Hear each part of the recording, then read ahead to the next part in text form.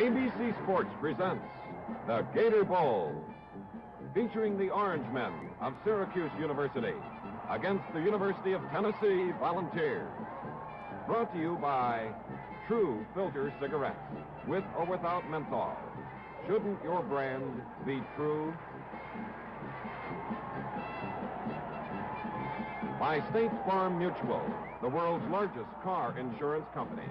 Agents everywhere to help you when you need it. And by Conoco, ride the hot one. Conoco, the hottest brand going.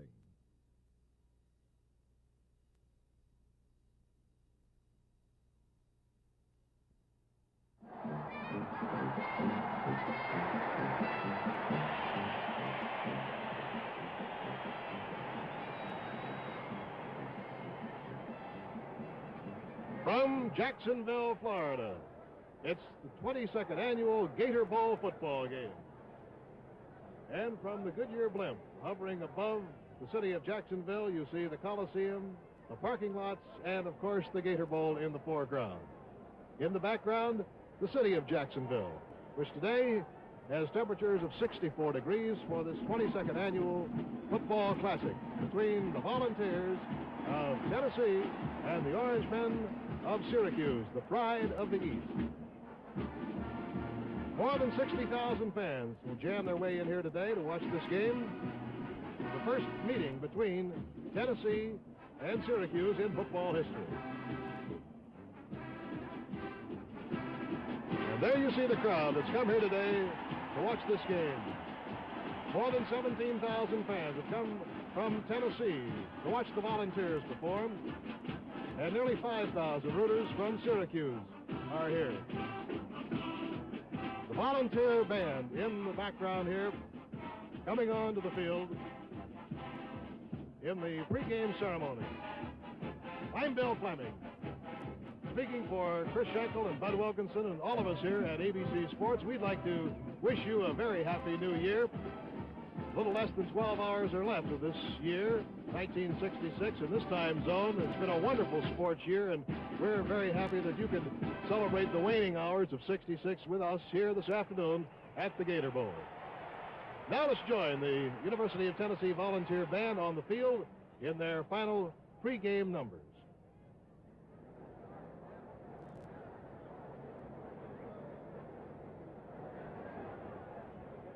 We'll be back with more pregame activity at the Gator Bowl in Jacksonville, Florida in just a moment.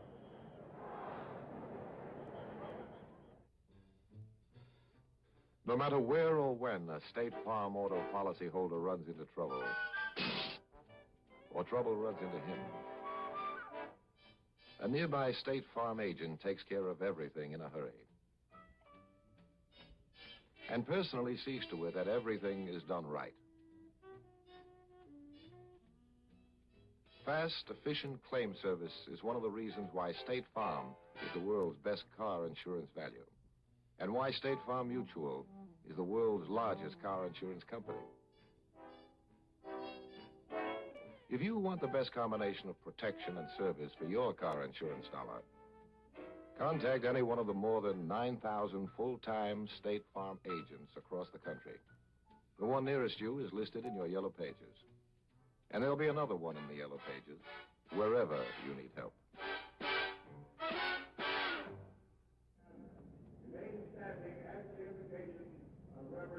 There you see the stadium from the blimp with the combined bands of Tennessee and Syracuse. We're now having the invocation, and it will be followed by our national anthem. Let us yearn for all men and nations to come to thy ways of peace, harmony, and concord. We call upon thee to bless our every honorable endeavor, whether on the athletic field, in the arenas of business and industry, or in our civic, domestic, and religious life. And, O God, if thou dost bless us, then lead us to bless thee with clean lips, warm hearts, and helping hands. For we come to thee in the name of him whom we call Wonderful Counselor, Mighty God, Everlasting Father, Prince of Peace. Amen.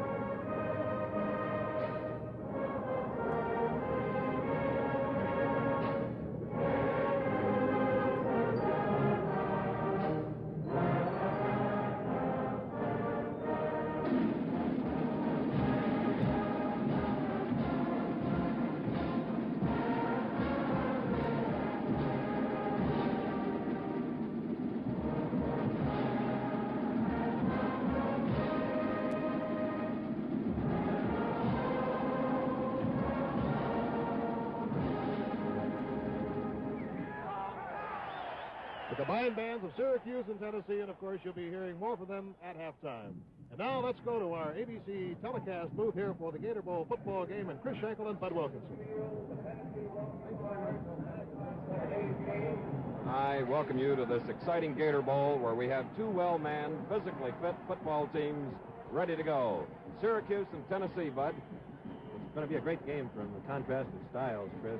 Syracuse is a team that uses an unusual offense. They play from an unbalanced line. That means 2 men on one side of the center, 4 on the other. They have the classic attack that all teams strive for, a strong inside, tough-running fullback, and a great outside runner in Floyd Little, their All-American. They pass just enough to keep the defensive secondary loosened up. They'll be going, of course, against a Tennessee defense that will line up in a 5-2 front using a monster man, and they'll stun a great deal from it. And just to give you an idea of how great Tennessee is, they lost 3 games by a mere 11 points, losing by 1 point to third-ranked Alabama. Syracuse has a potent attack, a 1-2 punch of Zonka and Little, and let's take a look at Syracuse right now. This is the basic single-wing sweep with Floyd Little getting fine blocking, turning the corner, and then using that great speed and tremendous elusiveness to pick up a 25-yard gain. That was one of their 8 straight victories, this against Penn State. This is Zonka hitting straight ahead. He picks up 5-6 yards on those shots and sets up the wide outside plays. And this is the quarterback, Casada, rolling out on the option to pass or run and cutting back into the end zone for a touchdown against Penn State. They have scored touchdowns in a variety of ways. They have scored a total of 37. Tennessee has allowed only 9 points average per game by their opponents, while Syracuse has averaged 25 points scoring, so this makes it a perfect match, and the Tennessee attack is one that you'll enjoy watching today. Tennessee is a light, quick football team.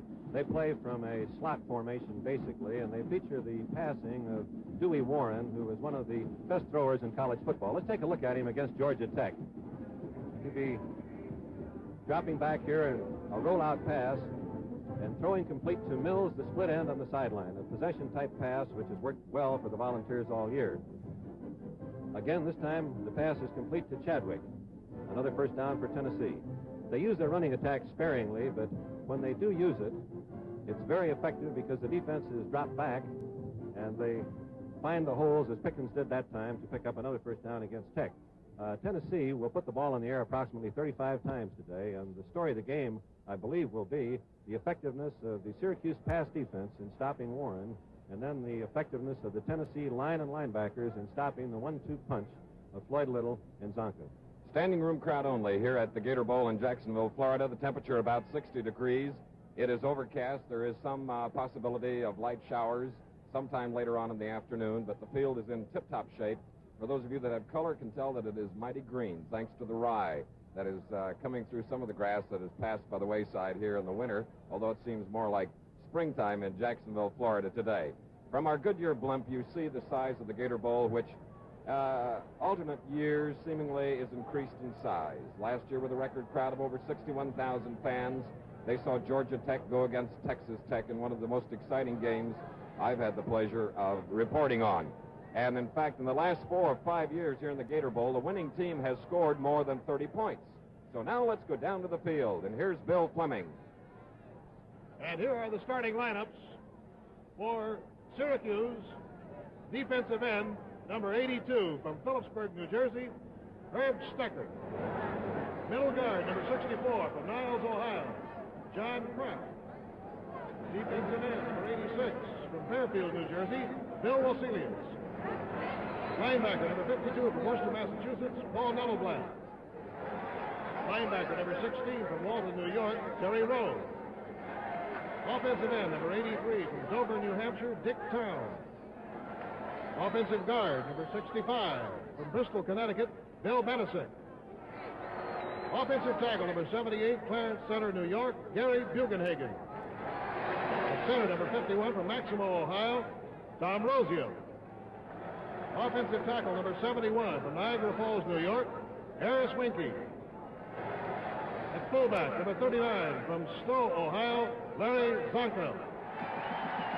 And the tailback, number 44 from New Haven, Connecticut, captain of the Syracuse team, Floyd Little. The head coach of the Orange Men, Ben Schwartzwalder. Good luck. Thanks, Bill. It's going to be a deal. We hope. And now for the Volunteers from the University of Tennessee. Offensive end, number 85 from Elizabethtown, Tennessee, Johnny Mills. Offensive end, number 84 from Nashville, Tennessee, Austin Denny. Offensive tackle, number 64 from Elizabethtown, Kentucky, Terry Bird. Defensive tackle, number 71 from Darlington, South Carolina, Derek Weatherford. Middle guard, number 61 from College Grove, Tennessee, Bobby Morrell. Linebacker, number 55 from Sarasota, Florida, Doug Archibald. Linebacker, number 50 from Columbus, Ohio, Paul Newmont. The center, number 54 from Cleveland, Ohio, Bob Johnson. At quarterback, number 16 from Savannah, Georgia, Dewey Warren. At wingback, number 22 from Montgomery, Alabama, Richmond Flowers. At tailback, number 12 from Memphis, Tennessee, Charlie Fulton. At fullback, number 34 from Knoxville, Tennessee, Richard Pickens. And the head coach of Tennessee, Doug Dickey. Good luck. Thank you very much. Those will line up now back to our ABC television booth. We'll be back with the opening kickoff between Syracuse and Tennessee at the Gator Bowl in Jacksonville, Florida. And now we return to our studios for this message.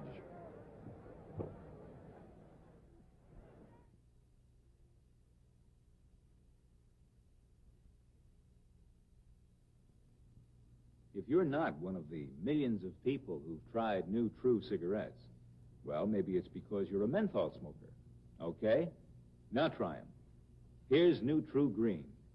New True Green, a lively menthol version of True Blue, America's fastest growing reduced tar and nicotine cigarette.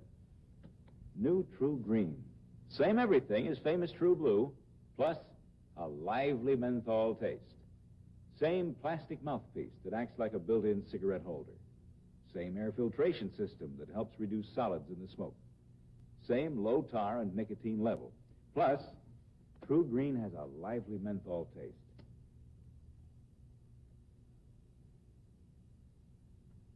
If you smoke a menthol cigarette, shouldn't your brand be True?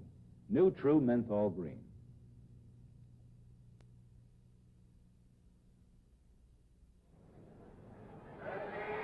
The referee, Pat McHugh, has just indicated that Tennessee has won the toss. The Volunteers have elected to receive, as we look at the co-captains of Tennessee, number 50, Paul Newmoff, and number 84, Austin Denny, while Floyd Little and Norm Stecker are on the far side, 44 and 82. Shake of the hand as the Queen, the Gator Bowl Queen and her court, LaDon, and the other 5 officials. And here on what seems to be a perfect day for the start of this game, which is only moments away, there is Miss Teat, the Gator Bowl Queen. Isn't she adorable? Syracuse University, losing its first 2 games to Baylor and UCLA and then winning 8 straight, averaging 25 points a game, are in the Gator Bowl today against Tennessee with a record of 7-3, but it has to be the best 7-3 football team ever in the history of this country. If you go over their 3 losses, you recognize that they played one of the toughest schedules in the country. Could very easily have won the 3 games that they lost and be going into this game undefeated. It's a team that had Alabama, the defending national champions, on the ropes most of the time. They lost 11-10 by missing a field goal from the 4-yard line with 10 seconds remaining in that game.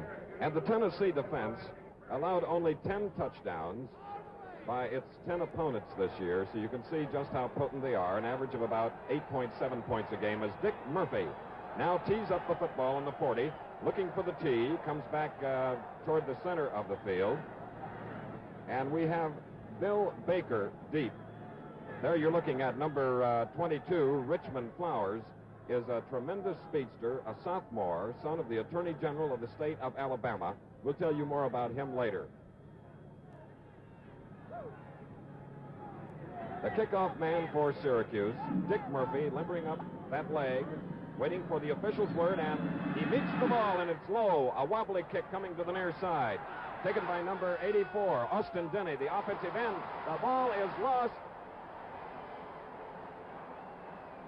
Austin Denny, on a short kick, fumbles, and it was Tony Kayaski that recovered the ball for Syracuse, and the Orangemen from Syracuse, New York, get the first break of the game, and it means, Bud, that they have the ball 1st and 10 at the Tennessee 38.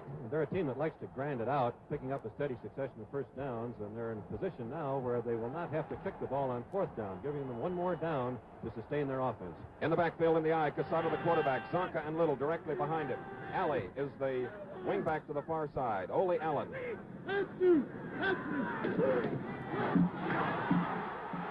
And big Larry Zonka, the junior from Stowe, Ohio, who gained 1,012 yards this year, is stopped by Harris Winke and Gary Bugenhagen through the block that made the hole, allowing him to pick up 7 yards to the Tennessee 31, where we have a 2nd down and 3.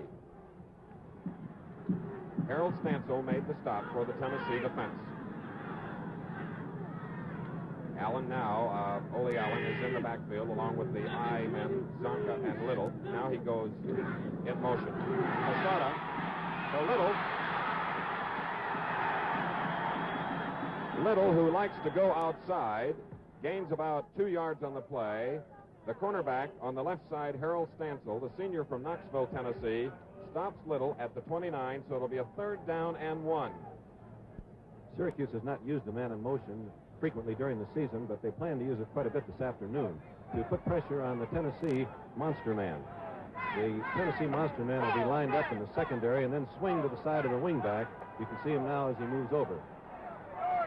We look at Rick Casada from Tonawanda, New York. In motion is Little. And the fullback may have been denied the 1st down. A stubborn Tennessee defense, led by Stansel again. And Dave Murphy come in there at the 29 for no gain, and it is a 4th down and 1.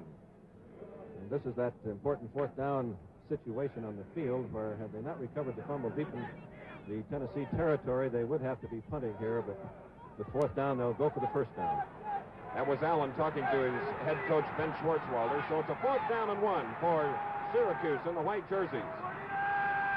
Strong side to the near side. And trying for the 1st down is Zonka. And the Tennessee defense has held. On the last 2 downs, Tennessee jumped into a 7-diamond pinching goal line defense, expecting Zonka to have the ball. They were correct both times. However, I believe the next time we get that situation, you'll see the fake to Zonka and the pitch back to Little. Paul Newmoff, the All-American linebacker, along with right tackle Dick Williams, were just superb on holding Syracuse on downs. So now Tennessee, the Volunteers, take over with a 1st and 10 at their own 29. The quarterback is a scrambler, Dewey Warren, number 16. Flowers, Fulton, and Pickens in the backfield. That is Fulton in motion. Number 34, Pickens, the fullback, carries on the play. Steve Zagalia, number 35, stopped number 34, who has a little trouble with that orange jersey, having had it ripped. Dick Pickens, a sophomore from Knoxville, Tennessee, carried and moved the ball out to the 33, a gain of 4. So it'll be 2nd down and 6, no score in the game. The Tennessee strategy will be to match speed of their halfbacks against the Syracuse linebackers from the 5-3 defense. Again, Dick Pickens, the fullback, is asked to carry the ball against the huge front wall of Syracuse. Dennis Fitzgibbons led the defensive work by Syracuse, along with Herb Stecker, the co-captain. There is the Syracuse defense. Stecker is number 82. Number 72 right next to him up front is Dennis Fitzgibbons. Steve Zagalia, one of the linebackers now, getting into position as we have a 3rd and 6 for Tennessee at their own 33. A gain of 2. It's a 4th down and 4 coming up. Again, Stecker, 82, and Fitzgibbons, 72, stopped Pickens, the fullback, who carried the ball for Tennessee on all 3 plays. So it's a 4th down, and now you're going to get a look at one of the nation's top punters in Ron Whitby, who's averaging 43.8, and there is a great return artist, Floyd Little. Here is Whitby, who played basketball last night in New Orleans for Tennessee. A beautiful kick. Stecker ran into the kicker, however, as Little, his teammate, gets it at the 20. Comes out to the 25. A marker is down in the area of Ron Whitby. Herb Stecker may have roughed the punter. Let's see what the call will be. The referee now, Pat McHugh, who is assisted on the field by the linesman Robert Gaston, the back judge Jimmy Cole, the umpire Foster Gross, the field judge Steve Younger, and the electric clock operator Dick Pace. And here is the indication now. Ron Whitby sailed one about 47 yards, but he was run into by Stecker, Bud. The ball was in the air about 5.5 counts. Anytime if the kicker can keep the ball in the air for 4.5 seconds, you do get adequate coverage. Whitby not only got great distance on the punt, but great height, which is why it was covered so well. So instead of giving up the ball, Tennessee, who had the ball at its own 35 as a result of the penalty, are now at midfield with a first down. No score. Dewey Warren at quarterback, Flowers to the near side. And there goes Charlie Fulton. Number 12, the number 1 rusher for Tennessee this year. He's from Memphis. Paul Nettelblatt stopped him as we look at the Tennessee offense. You see the men up front: Denny, Boynton, Rosenfelder, Bob Johnson, the All-American center, Gamage, Bird, Mills, and in the backfield, Dewey Warren, the quarterback, Richmond Flowers, Charlie Fulton, and Dick Pickens. So with the ball now, at the 43, a gain of 7, it's 2nd and 3. And the Volunteers, who are a passing team, as you know, are sticking to the ground. Charlie Fulton, number 12, stopped by Herb Stecker and Fitzgibbons. The Syracuse linebackers from the 5-3 are widening out to be able to cover the flats. That's leaving a little running room inside, but Tennessee is trying to take advantage of. Charlie Fulton, number 12, who injured a groin muscle in practice, may have re-injured it now as Walter Chadwick takes his place, number 20 in the Tennessee lineup. Less than a yard for the first down. There is Chadwick trying for the first down. It's going to be awfully close. John Kroc. First down, Tennessee. No score in the ball game. We have 9 minutes and 5 seconds left in the first quarter. We're at the Gator Bowl. On defense, Syracuse is swinging their 2 defensive halfbacks, George and Kajewski. Kajewski will always go to the side of the flanker back. You can see him now, the 2 men crossing there in the secondary. Kajewski coming to the bottom of your screen, George going to the top. Mills now is split to the far side. And there's the pass to him. Johnny Mills of Tennessee, number 85, the number 1 receiver, who caught 48 passes this year and scored 4 touchdowns, gets the first pass, and Tennessee is on the move as we look at it again in slow motion. Mills starting down the field here. This is their block pass. Just 1 receiver out, and if he's open immediately, they throw to him as they did here. A perfect throw, a great catch by Mills, and he makes a great move. The pivot almost carried him past George, but the tackle was made as he broke past him into the clear. Dewey Warren is 1 for 1. They have a 2nd down and 1. Just missed the first down. And the quarterback that his teammates nicknamed the Swamp Rat gets the first down for the Volunteers. Dennis Fitzgibbons making the stop for Syracuse, along with the middle guard, John Kroc. So Tennessee now started this drive at its own 29. On 4th down, punted from its own 35. A roughing the kicker penalty gave them a first down at midfield, and now they have advanced to the 26 of Syracuse. No score. Mills is to the near side. Flowers is opposite. There's Mills again. Tom George covering on the play. Number 26, along with Terry Rowe of Syracuse, number 16. So it'll be a 2nd down and 10 now. No score, 7:29 left in the first quarter. The Tennessee record, you can see, 7 wins, 3 losses. The Syracuse linebackers are also swinging. Nettelblatt will always go to the side of the flanker back, and Rowe will come to the opposite side. They believe Nettelblatt has a little bit more speed, which is why they're making that move. He's at the bottom of the screen this time. Mills to the far side. Warren swinging out that way. Mills is stopping. There's the pass. And it's complete at the 15-yard line. And let's see if it's a first down. Yes, it is. Another Tennessee first down, and it's inside the 15 of Syracuse as we watch once more videotape ABC slow motion. Mills starting down the field here. This time he was covered close, and they ran the deep cut. Then he turned and stopped back to the inside. George came up with the pattern was run so well, he was a little late getting there, and it was a first down for Tennessee. 4 first downs in this drive.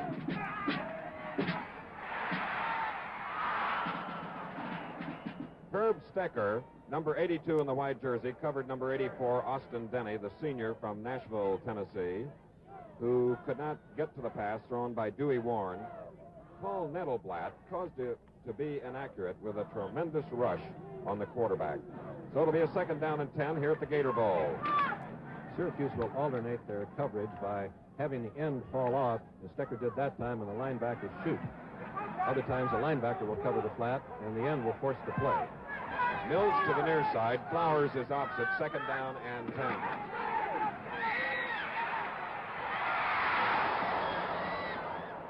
That was Johnny Mills. Bill Wasilius hit the quarterback, Dewey Warren, as he threw the ball toward number 85, John Mills from Elizabethtown, Tennessee. You can see just how close Mills came to getting the pass as he had beaten the defender, Tom George. Beautiful timing, beautiful position. We have a penalty now as we look at the back of Coach Ben Schwartzwalder, having completed 18 years as head coach at Syracuse. What a record. 7 bowl games as we have a penalty stepped off against the Volunteers. And it brings them back out to the 29-yard line, a 15-yard penalty against them. Offensive holding as Flowers comes to the near side. Mills is opposite. Third down and 25. Or rather, second and 25. Austin Denny, who caught 21 passes this year, caught that one from Dewey Warren as Paul Nettelblatt stopped him right at the 19-yard line, a gain of 10. It'll be third down and 15. Austin Denny, the tight end, does not have the opportunity to get out as quickly as a split end, but strangely, he's the leading scorer for Tennessee. He's caught 7 touchdown passes this year. There is the Tennessee coaching staff. Slot formation. Richmond Flowers, and the ball takes off on Dewey Warren as Herb Stecker, number 82, put a big rush along with Nettelblatt again for Syracuse. And they are really giving Warren the business. So for the Volunteers, who started this drive at their own 29, they will have a fourth down and 15. They have a field goal kicker named Jerry Wright from Heflin, Alabama. He's kicked 4 of 7 this year. Warren will hold. The kick will come from the 26. It's 36 yards in length. And it's good. It's timeout here at the Gator Bowl in Jacksonville, Florida, where the score is Tennessee 3, Syracuse nothing.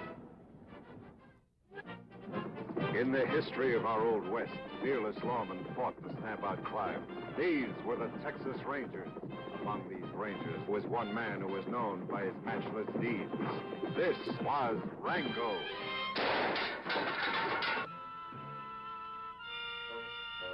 A guy can't live forever, you know. Forever. The way they talk, you won't make it to lunchtime. Ah, you worry too much.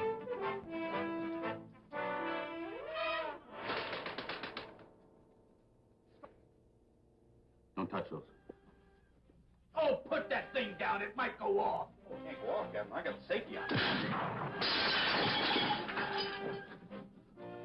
You know something else? That shade over there doesn't work. That is how the West was won. Watch Tim Conway star as Rango, in color, on ABC. Rango rides into view Friday, January 13th on ABC. Alligators in the end zones of the Gator Bowl. They are painted there and very effectively. For this, the 22nd Gator Bowl game. A capacity crowd, as you see, as our ABC camera is up on the blimp. And here is Floyd Little, back in triple safety with Tom Coughlin and Ole Allen, as the man that just kicked a 36-yard field goal, Gary Wright for Tennessee, will kick off. Tennessee leads 3-0. Floyd Little at the 3, coming out to the 5, the 10, 15. Look out. And the pursuit of the men in the orange jerseys from Tennessee, very evident as they stop Little at the 16. Cliff Ensley led the charge. 9 Tennessee men were within 3 yards of Little when the tackle was made. That's the type of pursuit that you always strive to get. The other 2 men, of course, were playing their safety positions about 10 yards behind where the ball was on either side of the field. With Tennessee dominating the ball this far in the first quarter, we have about 6 minutes to go, and they lead 3-0. Here's Rick Casada for Syracuse now. In the eye, the unbalanced line, strong side to the near side. Zonka. Number 50 is All-American Paul Newmoff, joined by Dick Williams, the sophomore tackle. The last play is evident of what the story of the game is going to be, the power of Syracuse against the quickness of Tennessee. If you watch their defensive linemen, you'll notice that they slant, they move laterally one way or the other as the ball is snapped to try to break down the blocking assignments. The linebackers compensate for the slant. Casada, Zonka, Little, and Allen in the backfield. Jack Jones and Schreck are the ends. Allen to the far side as a wingback, 2nd and 8.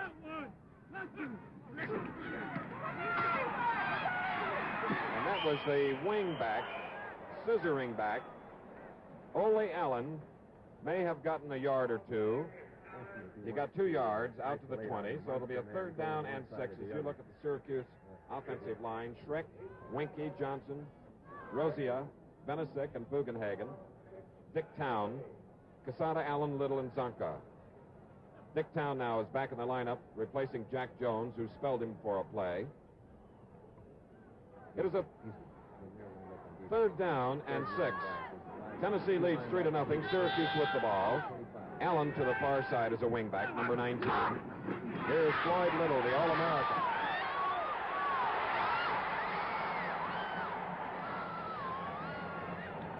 There is the man that broke Jimmy Brown and the late Ernie Davis's records, a man that scored 15 touchdowns this year, and he has a ripped white Syracuse jersey as we watch the play again.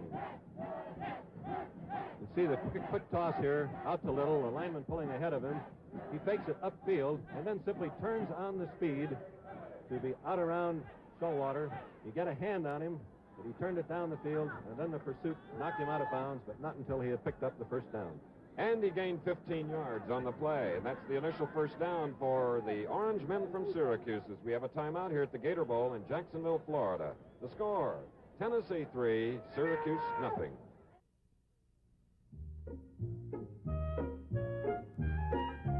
When you drive hard and you drive far, ride the hot one, Conoco. Ride the hot one, Conoco Motor Oil. New Conoco All-Season Super.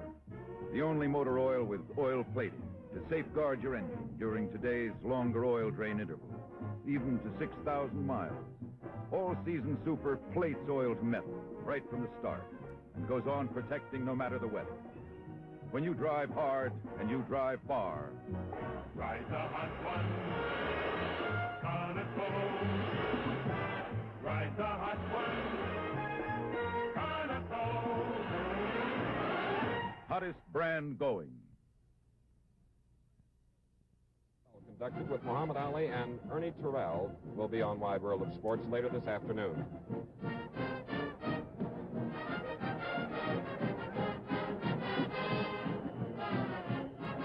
With that gala music, it's the beginning of hopefully a happy holiday weekend, Bud, here at the Gator Bowl. It'd be interesting, I believe, to watch the monster man of the Tennessee defense, Dave Murphy, number 25, move with the flanker back of Syracuse. The last play set up to Little was run away from the monster. He's at the top of the screen now in the end position. All right, Bud. Little goes in motion. First down. And look at Larry Zonka. 225-pound fullback, a junior. Tom Rosia was the man that threw the block. He is the center in the unbalanced line for Syracuse, and he allowed Zonka to pop for 13 yards out to the Syracuse 48 for the second first down by the Orangemen. Bill Young finally stopped Zonka. Ole Allen is the wingback to the far side.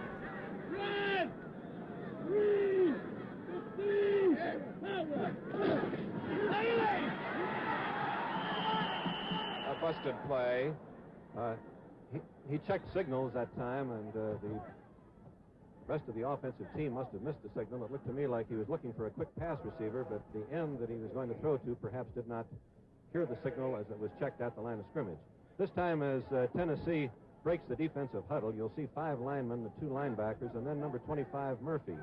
There he is, and now as Syracuse breaks the huddle, he'll swing one way or the other. Tom He Coughlin jumps into a 7-1 defense here, which is the goal line defense to stop the Syracuse run.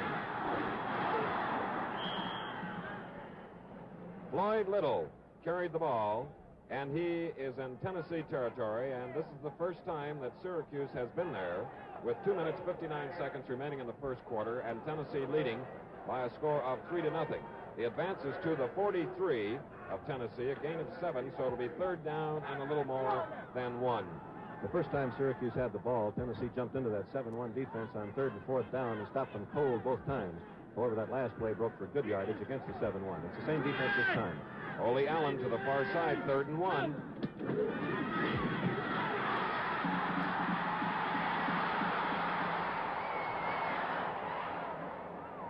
All-American Floyd Little goes outside, which is his forte.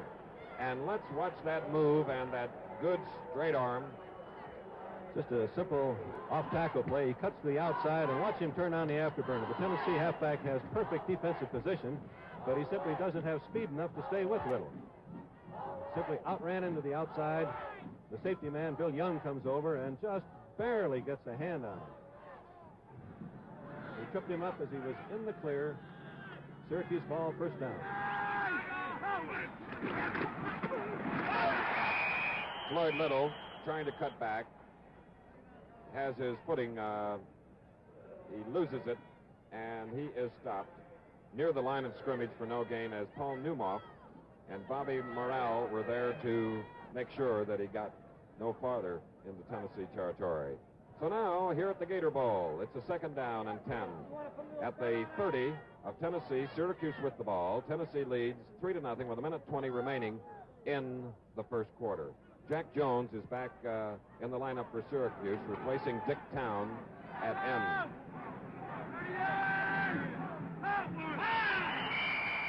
There you see Pat McHugh, the referee, quickly toss his signal flag, indicating undoubtedly too much time in the huddle.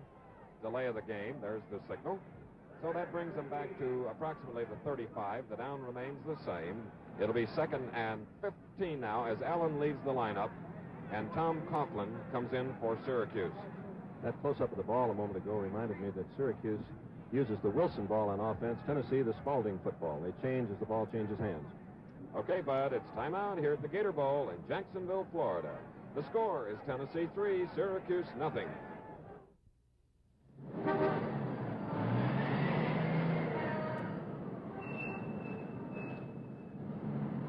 Time costs money.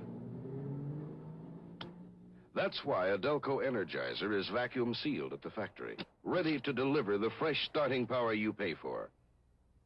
Power thieves like air and moisture, time itself, are shut out till these seals are broken and activator fluid is poured in. Then the Energizer surges to life. There are 3 Delco Energizers, one with the power and the price that's just right for your car. Taxi.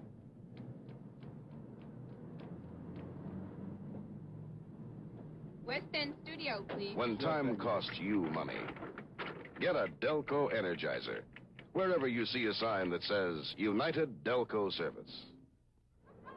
We have haze now beginning to envelop the Jacksonville, Florida area coming off the St. Johns River as we move across the Coliseum and show you a Goodyear blimp view of the Gator Bowl. And inside, Syracuse now has a second down and 15 at the Tennessee 35. Tennessee leads 3-0. Coughlin in motion. Casada going to the air. Floyd Little. And Little gets about 6 yards on the play, which means there'll be a third down and about 9 coming up as Little lost his helmet on the play. This young fella from New Haven, Connecticut, a senior, at 12 of the 30 varsity games that he's played in, he has gained over 100 yards. 15 touchdowns this year. Is that disbelief or happiness?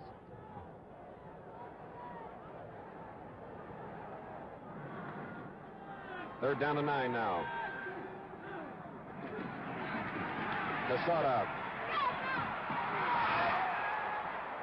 That was Ole Allen, the wingback, out on a pattern covered by Harold Stansel. Number 19, as we look at 83, is Dick Town, one of the Syracuse ends, as the Syracuse offensive team comes back near the 28-yard line, where it will be a fourth down and 9. And coming into the ball game now is Dick Murphy. Dick Murphy.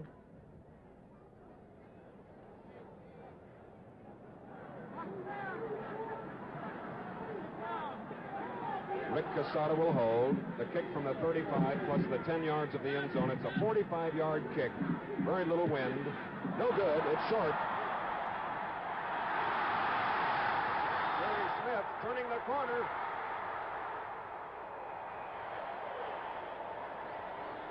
And Tennessee fans here in the Gator Bowl, numbering about 18,000, are happy after a missed 45-yard field goal.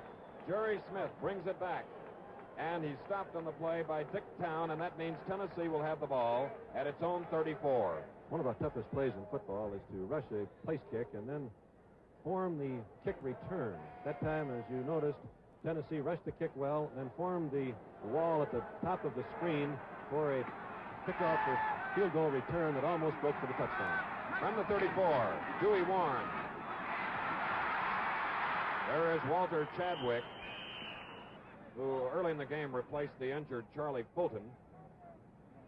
Paul Nettelblatt and Tony Kayaski made the play for Syracuse. So it's going to be a second down and 5 at the 39. And Tennessee with the ball, and it appears the time has run out in the initial period of the Gator Bowl. That's the end of the first quarter here at the Gator Bowl in Jacksonville, Florida, where the score is Tennessee 3, Syracuse nothing. When you ride the open road, you want to go in places gasoline. Ride the hot one, Conoco. Ride the hot one, Conoco gasoline for power and mileage. Ride the hot one, Conoco, hottest brand going. Fill up with Conoco. Get the kind of performance you expect from a hot gasoline. All the additives for peak power, more mileage, top engine efficiency. Ride the hot one, Conoco. Ride the hot one, Conoco. Hottest brand. As we await the start of the second quarter and Tennessee leading 3-0, for those of you that joined us late, this is the Gator Bowl, the 22nd annual. Gary Wright of Tennessee kicked a 36-yard field goal for the Volunteers at 6 minutes and 26 seconds of the first period. Syracuse tried a 45-yarder with 28 seconds remaining in the first, but missed, and here is Tennessee now with a 2nd and 5 from its own 39. Dewey Warren. And Walter Chadwick from Decatur, Georgia, a junior. Tailback carried on the play as Paul Nettelblatt and Johnny Kroc, the middle guard, make the stop for Syracuse. The advance is to the 43, a gain of 4. So for Tennessee, it's 3rd down and 1.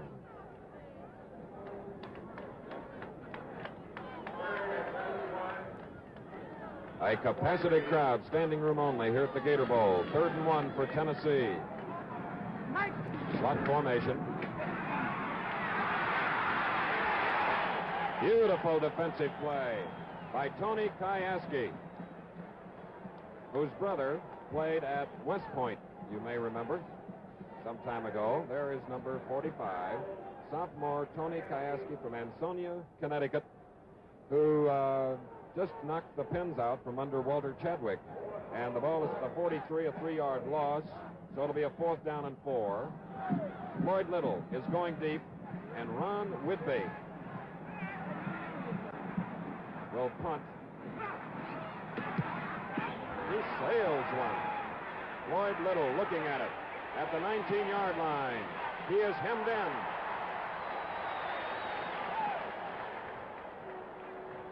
A 40-yard punt with good coverage as Bob Johnson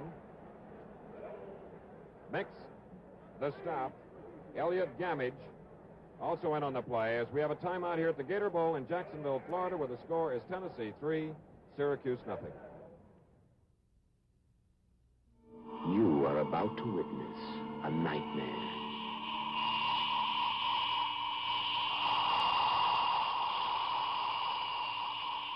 A nightmare of suspicion from one world. And they told me some wild story about your claiming to have seen a spaceship. I'm afraid it's true. A nightmare of terror from another world.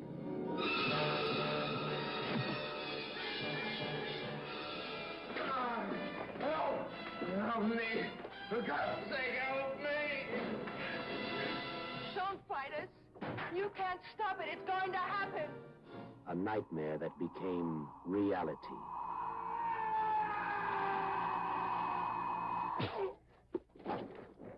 Roy Finnis stars as one man alone against the Invaders in color on ABC. The Invaders are coming January 10th in color on ABC. Here at the Gator Bowl, you're looking at the record of Syracuse, and as you see, they lost their first two, Baylor and UCLA, but then won 8 straight in convincing fashion. They now have the ball again following a 40-yard Whitby punt. They have it at their own 21 with a 1st and 10, with Tennessee in the lead 3-0. Allen in motion.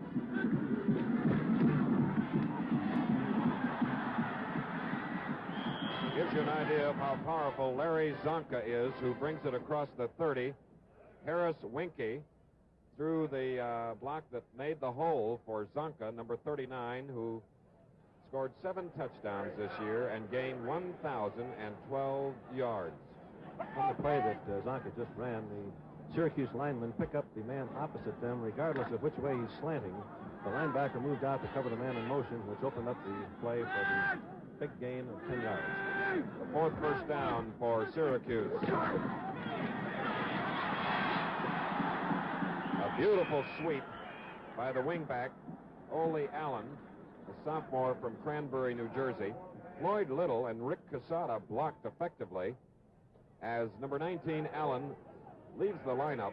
But before, as you saw, he moved the ball out to his own 41, about an 8-yard gain, so it'll be 2nd down and 2 for Syracuse as they trail 3-0.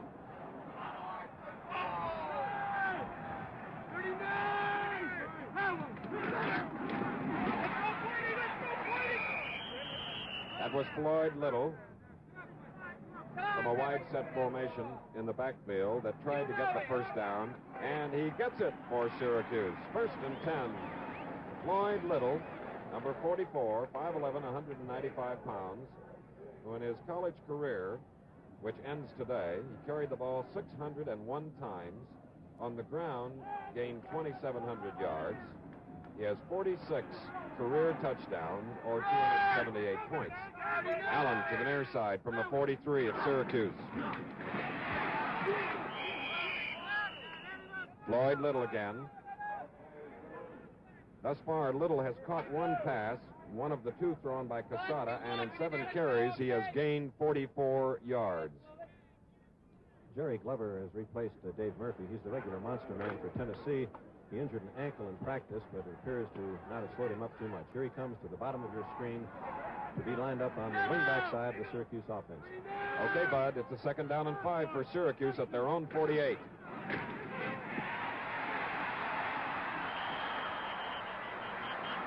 shoe top tackle and the sure one by number 32 that Bud was talking about, the monster man, Jimmy Glover.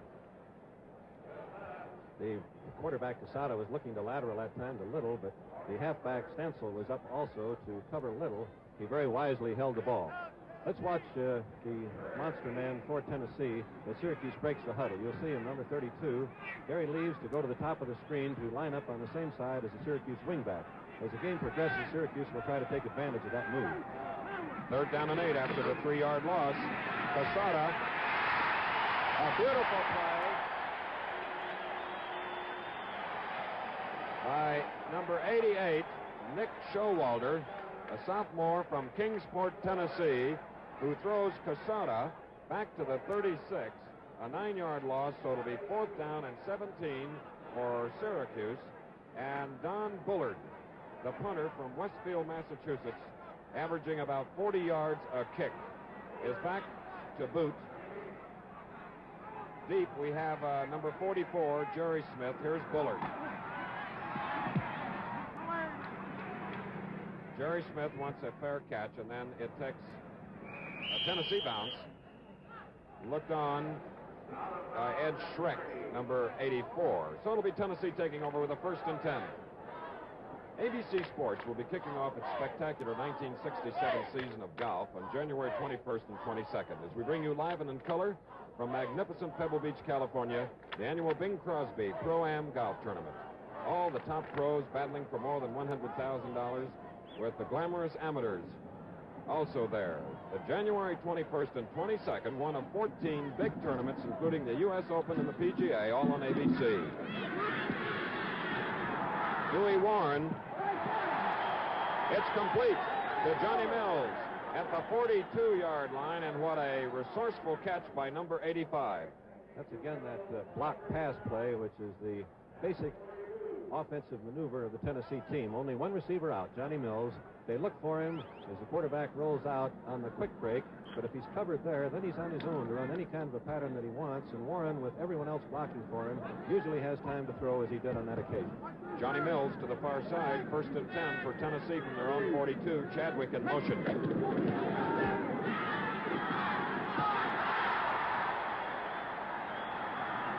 And the Syracuse defense now having trouble with the Dewey Warren passes as Johnny Mills catches it.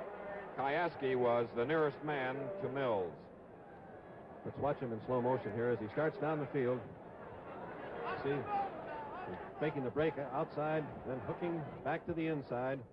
And when the ball is thrown that way, the defensive man has no chance to break up the play because the defender has his body between the passer who's throwing the ball and the defensive man trying to cover it from behind. Dewey Warren has thrown 7. He has completed 5. What a lead pass to Walter Chadwick, number 20, as Paul Nadelblatt nailed him at the sideline. We have a penalty marker on the field. 10 attempts by Dewey Warren, 6 completed, and let's see what the penalty will be as it's holding. It's against Tennessee, and it brings the ball back into Tennessee territory. Offensive holding, the second one against Tennessee today, 15 yards, and it brings the ball back to the 36-yard line. It'll be a 2nd down and 16 for the Volunteers, who lead in the ball game 3-0 with 8:43 left in the first half. That last pass was indicative of the great ability of Dewey Warren. He can line the ball or he can hang it up in the air and let the receiver run under it as he did on the last play. Warren, he was rushed hard by Bill Wasilius as Kayaski covered Richmond Flowers, number 22. They have an exchange of words. Richmond Flowers, and we look at Floyd Little, who thus far in the ball game has gained 44 yards on the ground, exactly the same as the numerals on his white jersey. That patch is from constant wearing or an abrasion of the football helmet during practice this week. 3rd down and 16 now for Tennessee.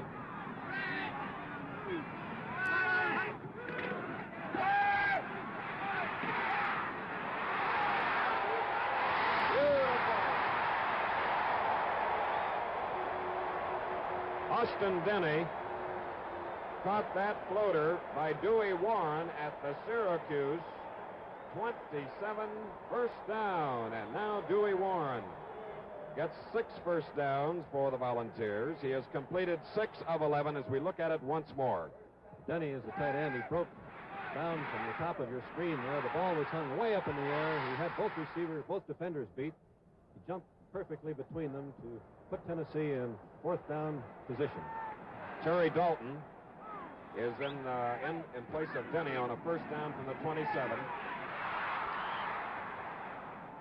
That was Bill Wasilius again, number 86, that reached the quarterback, Dewey Warren. Wasilius from Fairfield, New Jersey, a senior. You're looking at him, 6'4", 220 pounds.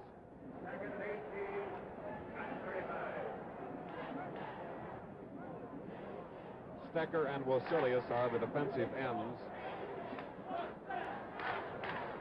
Denny came back in the game. He was out for one play after that fine sprint of about 30 yards and a great catch. 2nd and 18 for Tennessee at the Syracuse 35. Out there he is. And it is ruled an incompletion. Austin Denny, who had gotten there, apparently did not hold the ball long enough for possession. Let's look at it again and you decide. Denny will start down the field here. You can see him at the bottom of your screen. He broke to the outside. Ball was hung up in the air by Warren. He caught it, but then as he hit the ground, the force of his elbows hitting the ground jarred the ball loose before he had control of it. An incomplete pass, but one that was awfully close to a touchdown. That ball was in the air 45 yards by Dewey Warren. Tennessee leads 3-0. 7 minutes left of the first half. Slot formation, flanker to the near side.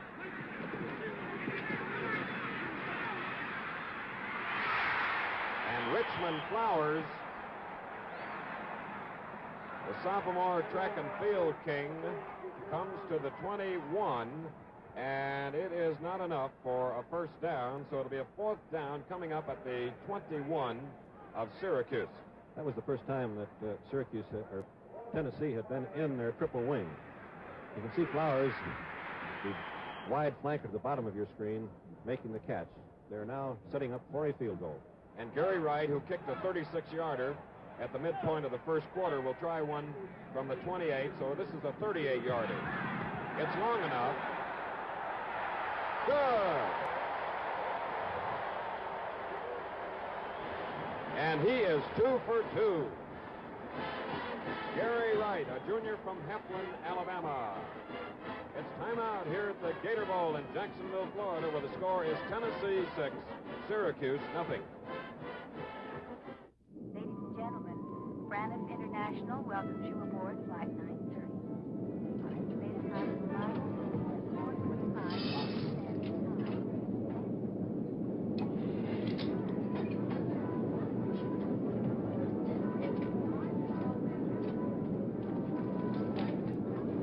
Last year, Braniff International completely redesigned its airline. And we wondered if people would like it.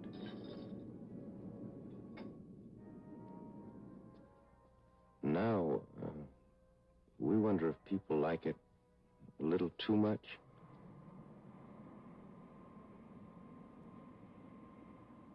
Oh, we're not against souvenir hunting.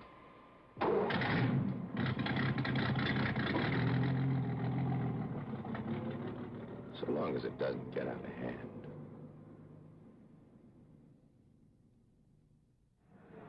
Floyd Little of Syracuse awaits a kick by Gary Wright following a Wright 38-yard field goal with 6 minutes, 29 seconds left in the first half. Wright has kicked 2 as Tennessee leads 6-0. Here is the kickoff. Floyd Little at the 3.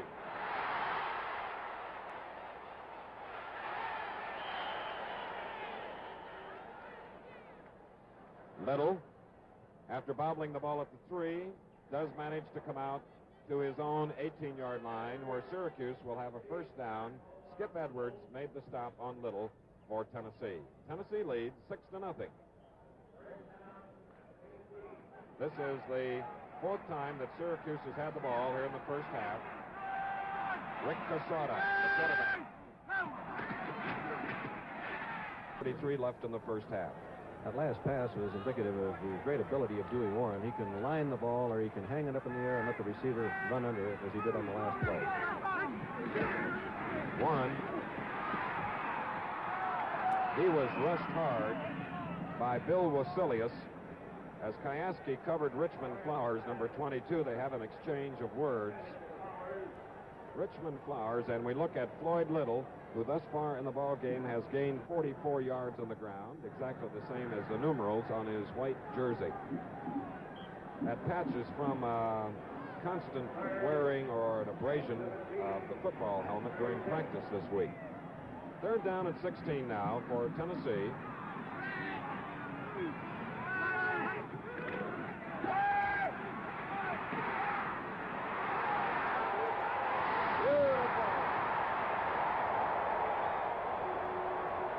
Austin Denny caught that floater by Dewey Warren at the Syracuse 27 first down. And now Dewey Warren gets 6 first downs for the Volunteers. He has completed 6 of 11 as we look at it once more.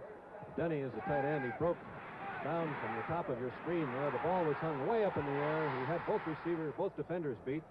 He jumped perfectly between them to put Tennessee in fourth down position. Terry Dalton is in place of Denny on a first down from the 27.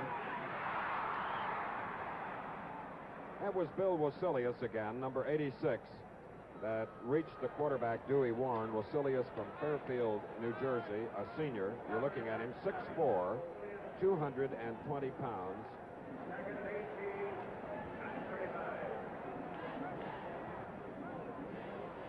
Stecker and Wasilius are the defensive ends. Denny came back in the game. He was out for one play after that fine sprint of about 30 yards and a great catch. Second and 18 for Tennessee at the Syracuse 35.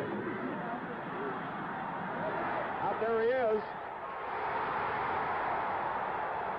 And it is ruled an incompletion.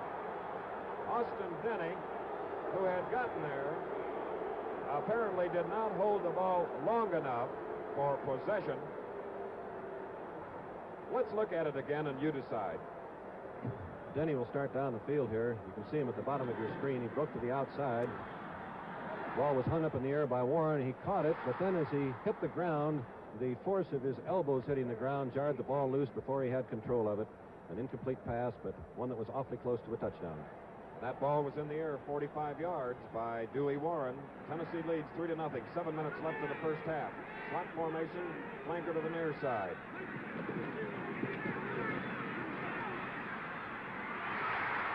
And Richmond Flowers, the sophomore track and field king, comes to the 21, and it is not enough for a first down, so it'll be a fourth down coming up at the 21 of Syracuse. That was the first time that Tennessee had been in their triple wing. You can see Flowers, the wide flanker at the bottom of your screen, making the catch. They're now setting up for a field goal. And Gary Wright, who kicked a 36-yarder at the midpoint of the first quarter, will try one from the 28, so this is a 38-yarder. It's long enough. Good. And he is 2 for 2. Gary Wright, a junior from Heflin, Alabama. It's timeout here at the Gator Bowl in Jacksonville, Florida, where the score is Tennessee 6, Syracuse nothing. Ladies and gentlemen, Braniff International welcomes you aboard Flight 930. Our estimated time of arrival is 4:45 Standard Time.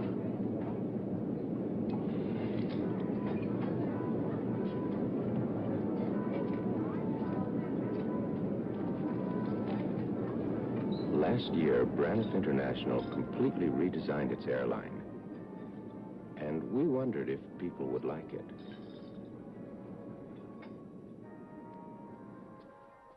Now, we wonder if people like it a little too much?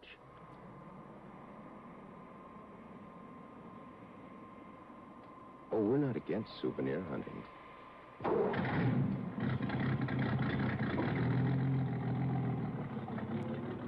So long as it doesn't get out of hand.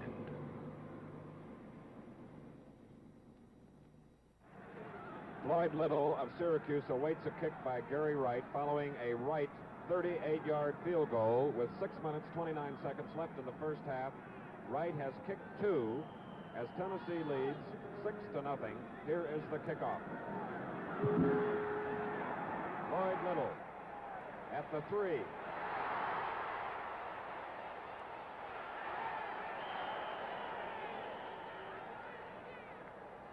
Little, after bobbling the ball at the 3, does manage to come out to his own 18-yard line where Syracuse will have a first down.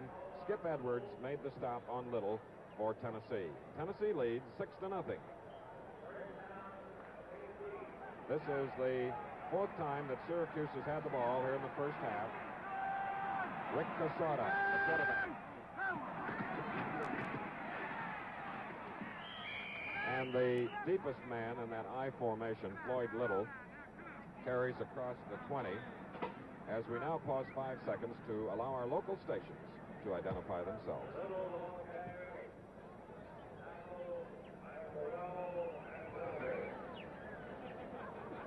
Back again at the Gator Bowl. This is the offensive team of Syracuse. They trail 6-0.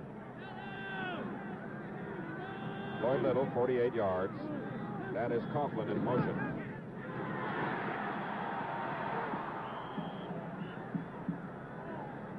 Fine, effective scissors play by Floyd Little of Syracuse as Neil McMeans, the defensive left end, made the stop, and the ball comes out to the 29, a gain of 7, and that's enough for a Syracuse first down. They now have 6. Tennessee has 6. Syracuse has thrown only 2 passes. They completed 1 to Floyd Little. Little now has 56 yards on the ground. Ole Allen, the wingback, in motion.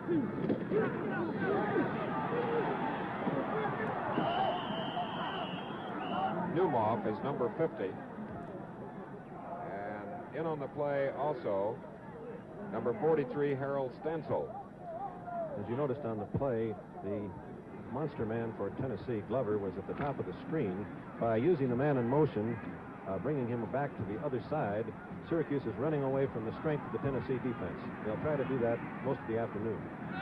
Tom Coughlin now, the wingback to the far side, 2nd and 7.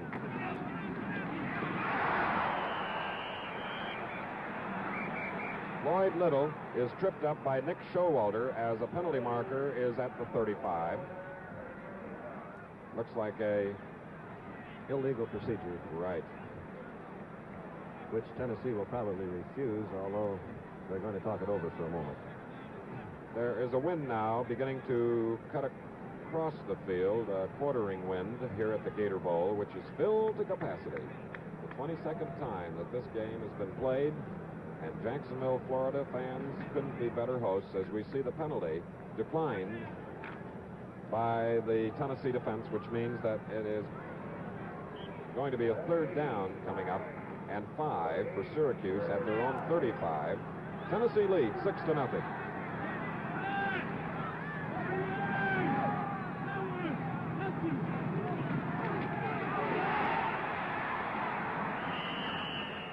Little needed to get to the 40 for the first down. Jimmy Glover, the monster man, and Doug Archibald in on the play. Very good little play, a substitute for the draw play. Exactly the same theory. The quarterback decided dropping back. Instead of palming the ball off to the deep back, as usually happens in the draw play, he threw a very short forward pass to Floyd Little, who almost found daylight. Don Bullard now will attempt his 2nd punt of the first half as Jerry Smith is deep for Tennessee, number 44. Bullard boots a beauty at the 17. Jerry Smith is tackled, but hard, by number 51, Tom Rosia, the offensive center who snapped the ball. Timeout here at the Gator Bowl in Jacksonville, Florida. The score is Tennessee 6, Syracuse nothing. Montgomery. Yes? ABC is just delighted that you're going to be our hostess for the Tournament of Roses parade. Thank you. Have you thought about whom you'd like as co-host? Very definitely. I think Vin Scully would be marvelous. Oh, I'm afraid he's not available. He's down in Florida playing golf. Oh, really? 4! Liz, what's happening? Are you free Monday, January 2nd? Liz, that was the best drive I've had all day. Now I'll never know how far I hit it. How'd you like to join me as the co-host for the Tournament of Roses parade? Well, I'd be delighted. But first, please put me back on the 17th tee. 17th tee, coming up. Say, that was really bewitching. He's going to be awfully mad, though. How come? His ball landed in a sand trap. Cuckoo. Well, until January 2nd. Bye now. It's magic. Bewitched in color on ABC. Superimposed at the top of your screen is the time remaining in the first half of the Gator Bowl. Tennessee leads by virtue of 2 Gary Wright field goals, 36 yards and 38 yards, 6-0. They have the ball again, 1st and 10 from their own 21. Dewey Warren. That is Johnny Mills. The marker is down as Frank Parrish, number 12, along with number 16, Terry Rowe, covered on the play. Let's see what the verdict will be by Pat McHugh, who is the referee here. A personal foul. And there you see 15 yards against Syracuse. It's a first down for Tennessee. Hard-fought battle. The receiver got out of bounds so quickly, the Syracuse halfback, I don't believe, knew that he was out of bounds, and he thought that he was still in play, when obviously he was not. Richmond Flowers, the speedster, is to the far side. And at that time, Johnny Mills caught the ball out of bounds. Incomplete. 2nd down and 10 now for the Volunteers of Tennessee, who this year had 3 losses by 11 points. They lost by 1 point to Alabama, 7 to Ole Miss. As you see a stop action, and you see Mills is just waiting for the ball to get a grip on it, and he is stepping out of bounds. He had to go so high to get the ball that he was not able to, of course, to get his feet down inside the sidelines.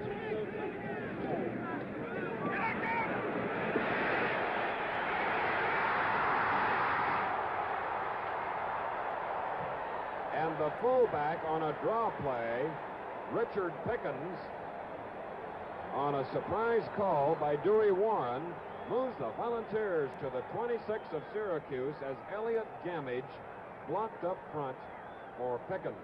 Murray Johnson made the stop. 34. That is Pickens. Got a great block also from Flowers downfield.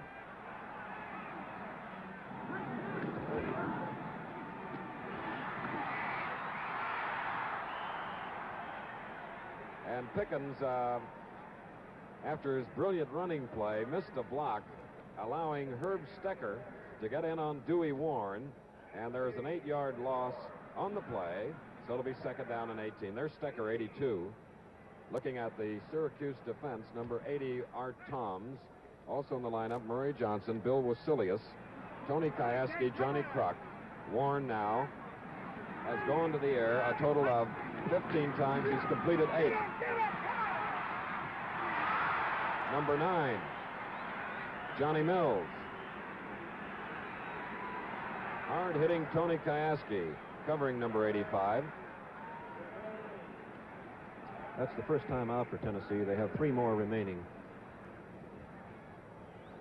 At the same end of the field, at 6:26 of the first period, Gary Wright kicked a 36-yard field goal. And then at 6:29 of the second period, the same man kicked a 38-yard field goal to put Tennessee in the lead 6-0. A minute 53 remaining in the first half. And Bud, I think we ought to remind people that at halftime, 2 great bands, the bands from Syracuse and from Tennessee, including these young ladies, who are rather easy to look at.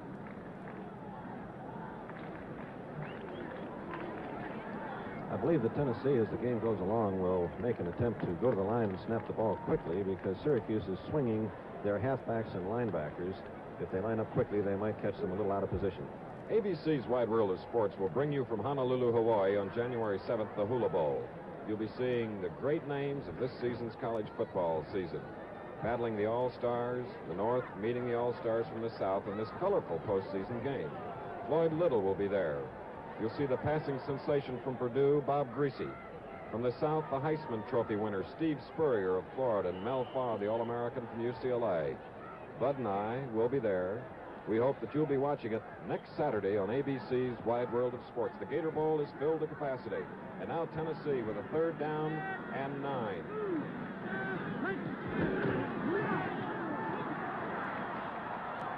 Long. That was Walter Chadwick, who had gone out deep. Murray Johnson moved with him, number 34, and Bill Zaneski was there too. So now for Tennessee, with 1:47 remaining in the first half, it is a 4th down and 9. And Gary Wright, who has kicked 2 field goals in 2 tries at the same end of the field. I wonder what will happen here now. He's had him right on target the first 2, Chris, and probably would have a good fake play set up, but he's kicking so well that I'd be surprised if they didn't try for it. This one is from 42 yards, from the 32. It's a fake. Dewey Warren, way in the end zone. It's a touchdown.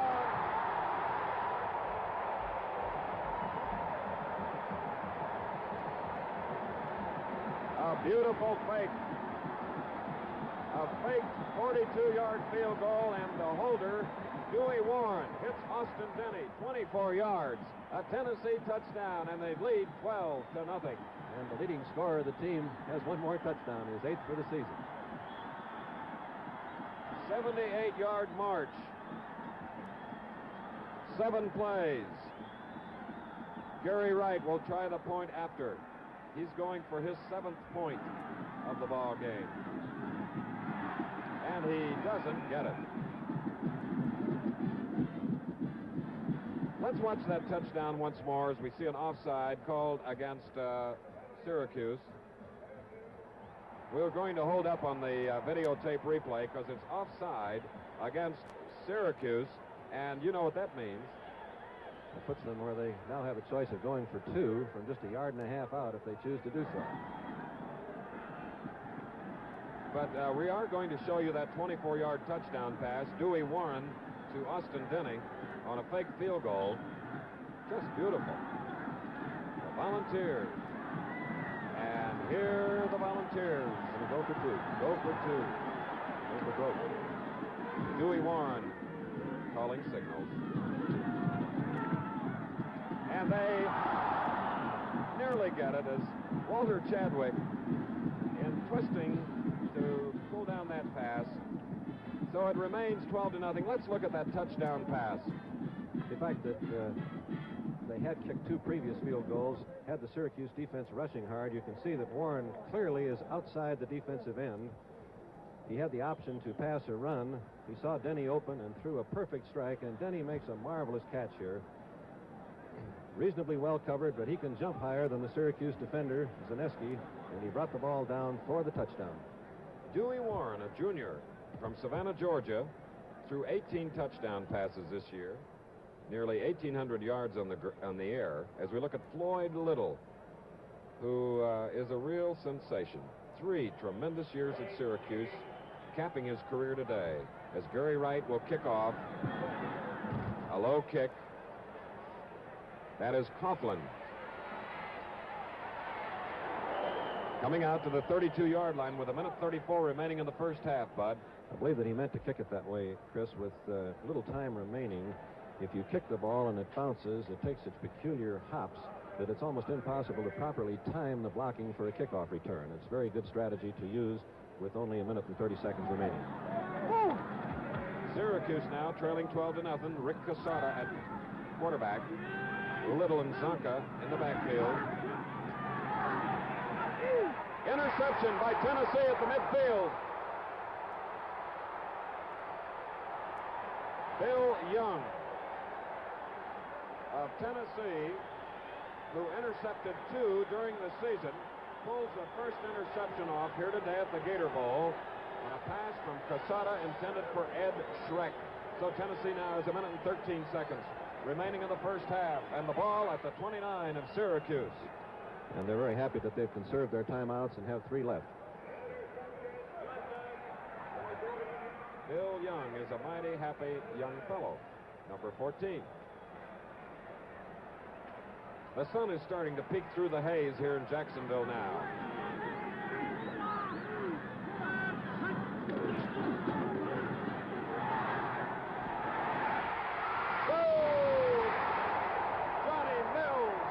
What a catch. My heavens.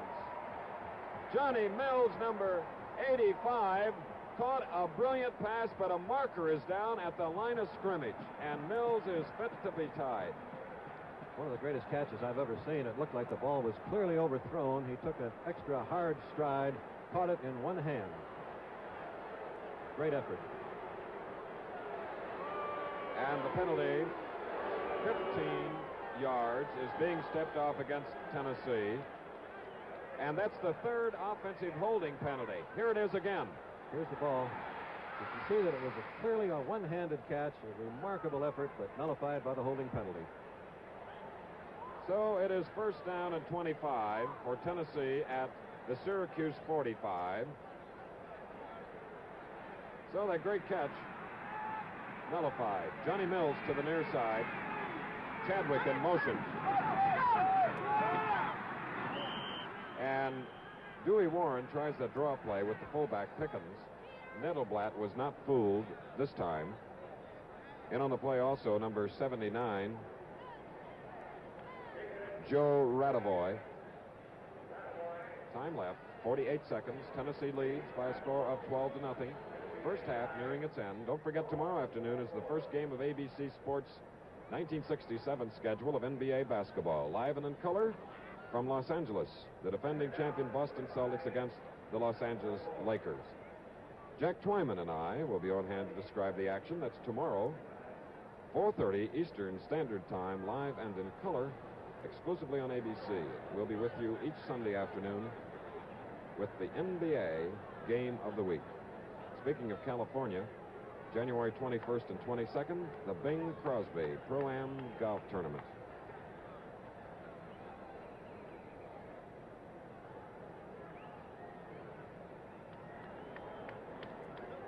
Bud, are you going to play in that tournament? I think I am, Chris. Beautiful. I've got to get myself in shape. We need you there. They tell me that Spyglass Hill is a monster golf course, that it ranks with Pebble Beach. I'm sure that everyone will enjoy seeing that played. Cypress Point, Pebble Beach, Spyglass. It'll make you want to go to bed at night playing those 3. And hopefully some excellent weather. Yes, well, I'm sure our friend Bing Crosby will have everything in order, along with his brother Larry and Maury Luxford. Second down and 25 now, near the 45. Tennessee with the ball. Syracuse on defense.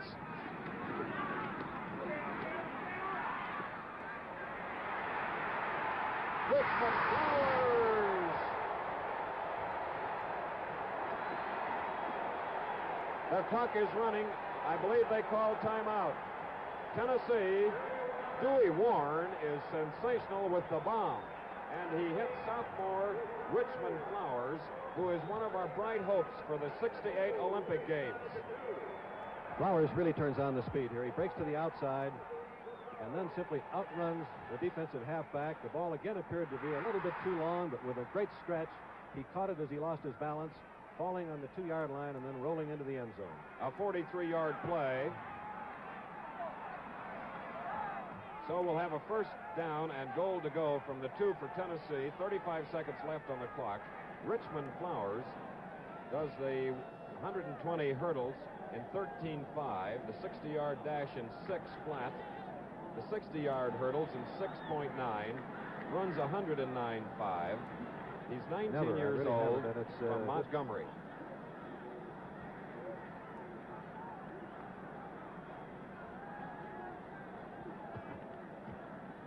This is a strategic problem for Tennessee due to the clock.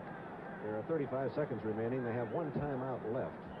They, of course, would like to not waste any time going back to the huddle. If you run the play here, they can use one more timeout. If they throw it, it would probably either be a touchdown or an incomplete pass. Flowers to the far side.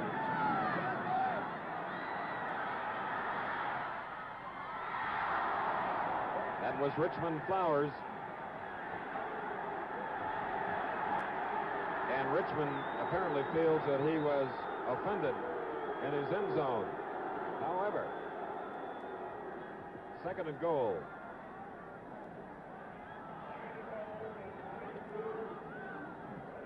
"29 seconds, Bud." They still have that timeout remaining due to the pass being incomplete. Going to the far side now is number 85, Johnny Mills. Denny is the tight end. All alone, Richmond Flowers. They flooded the area with two receivers, and Richmond Flowers, there he is, number 22, and we'll see him, I'm sure, in Mexico City for the '68 Olympics to be televised by ABC. Fine call. The Syracuse linebacker from the 2-yard line was up close. He simply didn't have speed enough to go with Flowers, who was wide open after Mills had taken the halfback out of the play. It's 18-0. Tennessee is in the lead. Gary Wright. No good.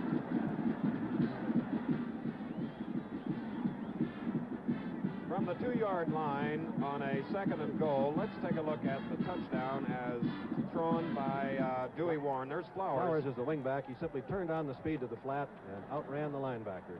No one near him as he caught the ball on a perfect throw from Dewey Warren.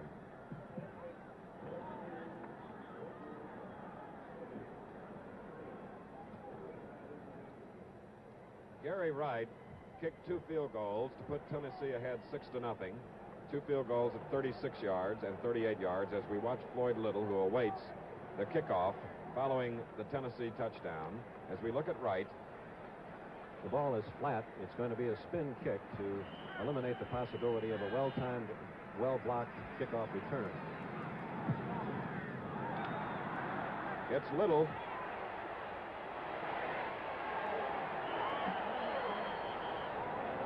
And the Volunteers make the stop around the 31, led by Jim Bates. Coach Doug Dickey's Tennessee club has an 18-0 lead on 2 touchdowns, 2 field goals, 2 touchdown passes by Dewey Warren, who has been just sensational here in the first half. A touchdown to Austin Denny, another to Richmond Flowers, and Gary Wright with a pair of field goals. Syracuse has just been unable to move the ball against the Tennessee defense, which this year has allowed only 8.7 points per game, and they have certainly played a most difficult schedule. Syracuse has had a few big gainers, but the stunting Tennessee defense is inclined to give you the bad play. Whenever the offensive linemen do miss a block, one of the linemen on defense goes free and throws them for the loss, and that, of course, has made it impossible for Syracuse thus far to sustain their attack. However, Syracuse has been a great comeback team, and I don't believe they're out of it. Well, an interception and 2 quick touchdowns in a matter of a minute and 20 seconds. Tennessee has scored twice. Warren to Denny, 24 yards, and then Warren to Flowers, 2 yards, as our ABC color camera, situated in a Goodyear Tire and Rubber Company blimp, which is hovering above the Gator Bowl, the Mayflower, a non-rigid airship designed and built in Akron, Ohio.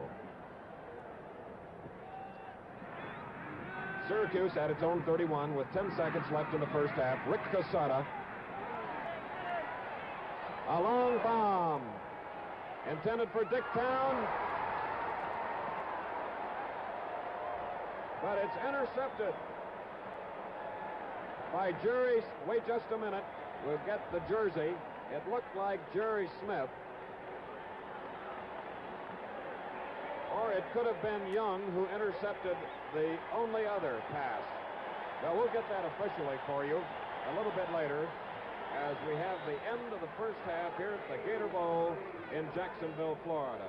The score is Tennessee 18, Syracuse nothing.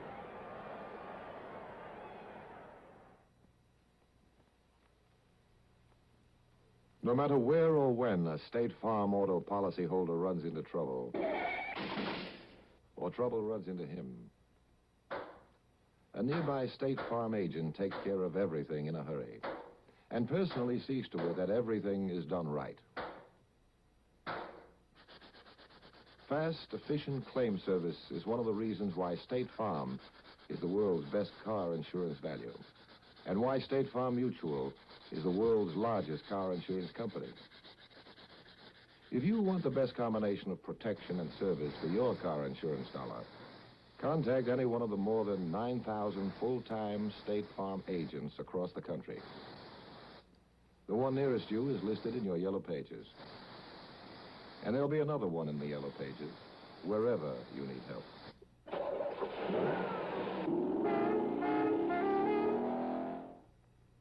The Invaders are coming January 10th in color on ABC.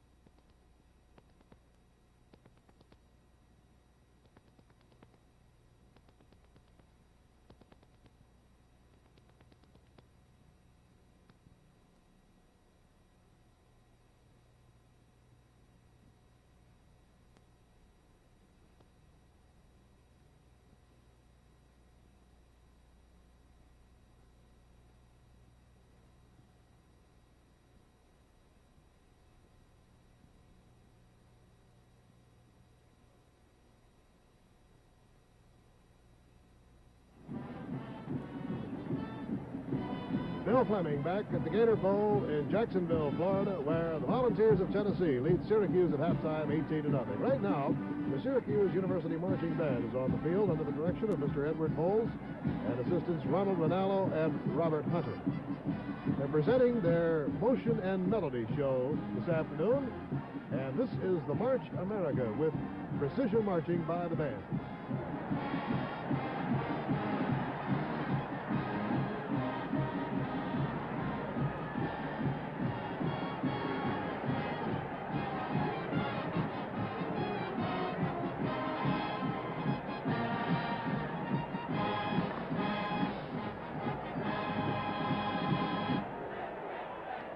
Following this formation, the Syracuse University Band will go into a map of New York State.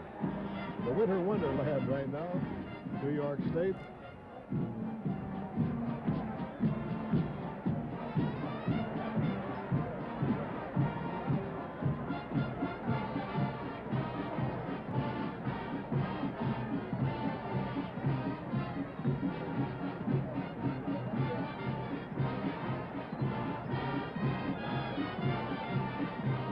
It's a very balmy 64 degrees right now here in Jacksonville, Florida. But we understand there are more than 20 inches of snow in New York State, making it ideal for the winter wonderland that it is. Incidentally, later on today on ABC's Wide World of Sports, part of that winter wonderland will be coming to you from Lake Placid, New York, and the beautiful figure skating show from there. Hope you'll join us for it. In a couple of weeks, you'll be seeing from Grossinger's the World Barrel Jumping Championship, also from New York State. And the Erie Canal being played, recalling the historic and memorable heritage of the state of New York.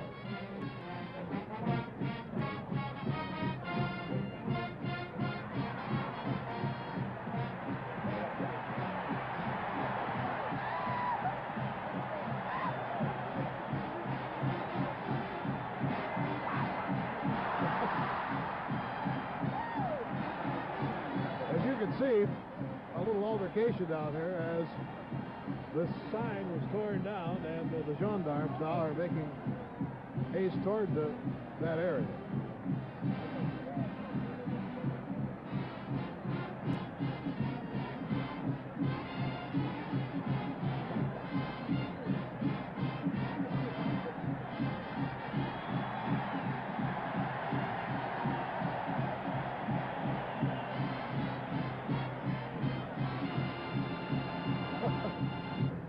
Well, it's all part of the fun in this first meeting between Tennessee and Syracuse. And right now, the Volunteers have the upper hand, not only on the scoreboard, but also in tearing down the sign department.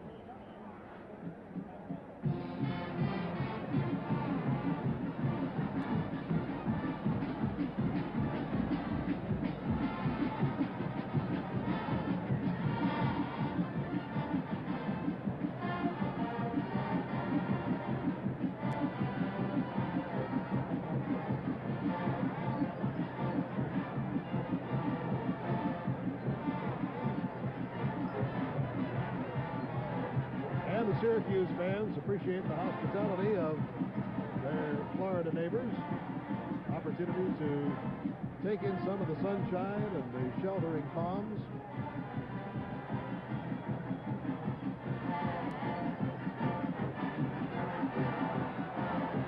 This past week has really been gorgeous here in Florida. Clear skies, been a little bit on the chilly side up until today, but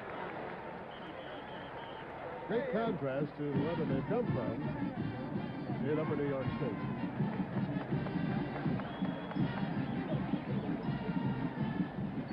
Now the Block S for Syracuse University, and this will be followed by the alma mater.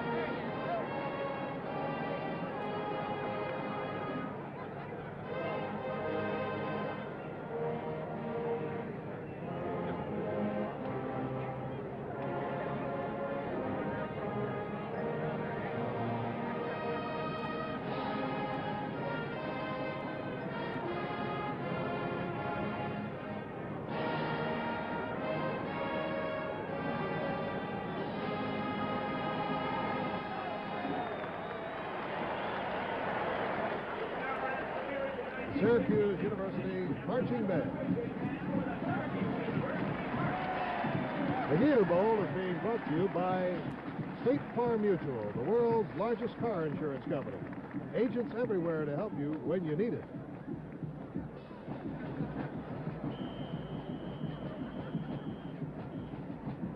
By Certs. Certs give you 2 mints in one. Delicious candy mint, perfect breath mint. Be certain with Certs. And by United Delco for service dealers everywhere who feature the vacuum-sealed Delco Energy. And now the pride of the Southland man from the University of Tennessee.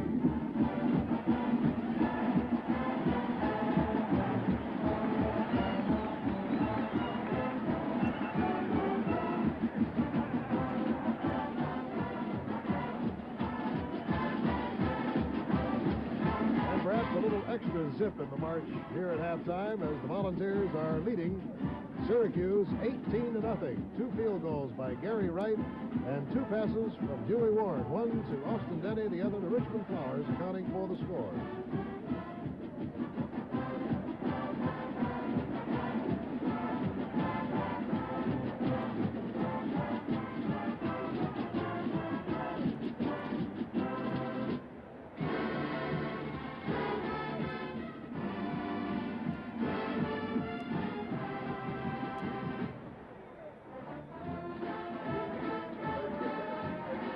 This band from the University of Tennessee was organized immediately after the Civil War when the university reopened. Since that time, The enrollment in the band program has grown to more than 300 students in all bands, all of the college and the university.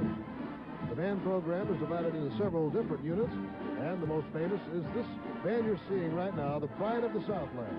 It appears at all home football games and the out-of-town games. Incidentally, this is their third appearance on ABC TV this year, and we're very happy to bring it to you today from the colorful Gator Bowl in Jacksonville, Florida.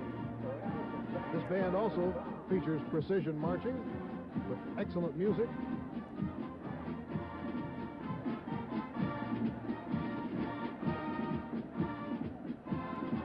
There's the Goodyear blimp that is over the field today with our ABC TV color camera in it, bringing you the pictures that we so much like to bring you of these sports events. I'm sure that if you followed us all through 66, you have been thrilled with many of the sights, just as you are today from Florida.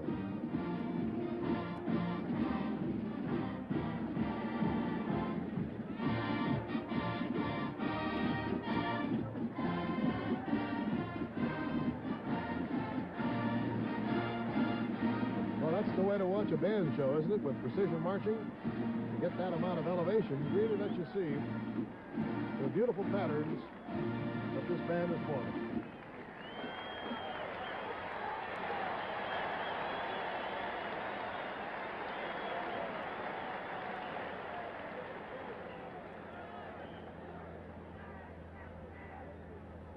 Music coming up now. What a wonderful day like today.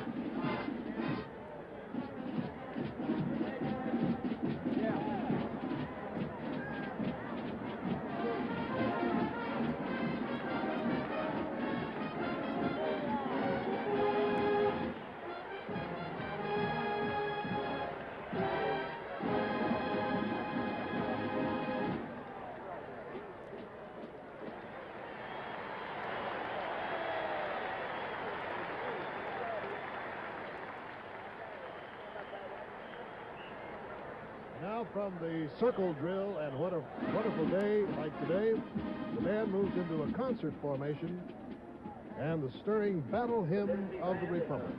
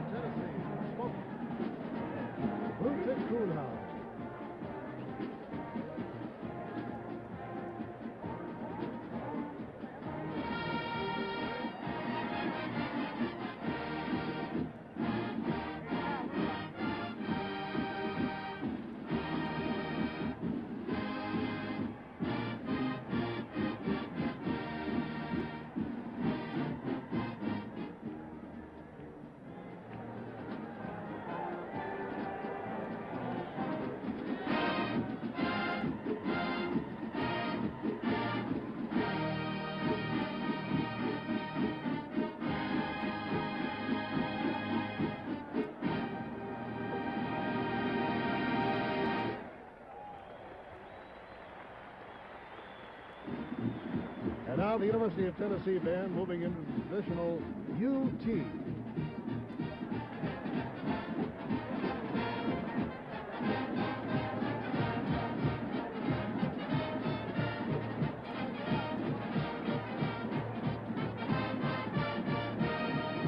And now the alma mater, under the direction of Dr. J. Julian, the Spirit of the Hill for the University of Tennessee. Alma mater.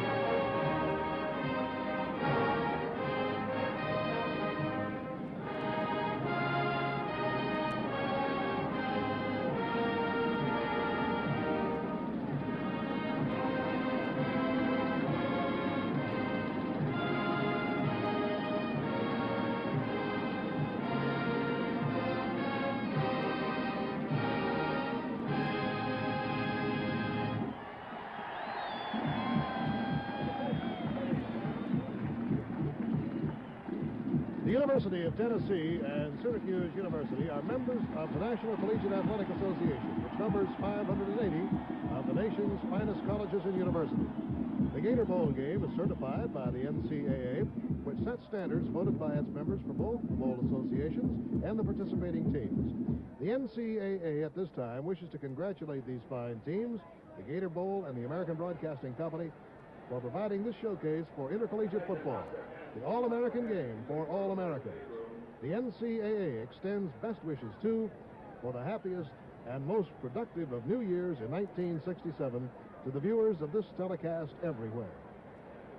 And to this, we'd like to add, we at ABC Sports have had an extremely exciting and thrilling year, made particularly rewarding by NCAA football, which you have seen on Saturday afternoons here from the beginning of September. We'd like to thank Walter Byers, Herb Doricott, Asa Bushnell, and members of the NCAA Television Committee for making it such an enjoyable year here on ABC Sports. We'll be back with the start of the second half between Syracuse and Tennessee in just a moment. An exciting new season is coming your way. It's ABC's second season. With new shows like Rango, starring Tim Conway.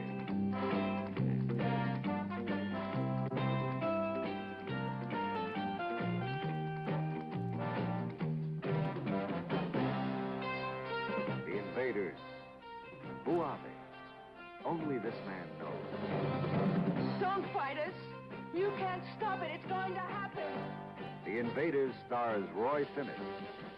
A whole new season of great sports. The Pro Bowlers, NBA basketball, the American Sportsman, and ABC's wide world of sports. That's right. An exciting new season is coming your way. It's ABC's second season. Watch these shows coming in January in color on ABC. Well, ladies and gentlemen, we sincerely hope that you enjoyed that spectacular halftime show by the Tennessee and Syracuse bands. Thank you, Bill Fleming, for the description. And now, once again, Bud Wilkinson and yours truly, Chris Schenkel, look with you as our ABC color camera gives you this shot from the Goodyear blender. The Gator Bowl, standing room only.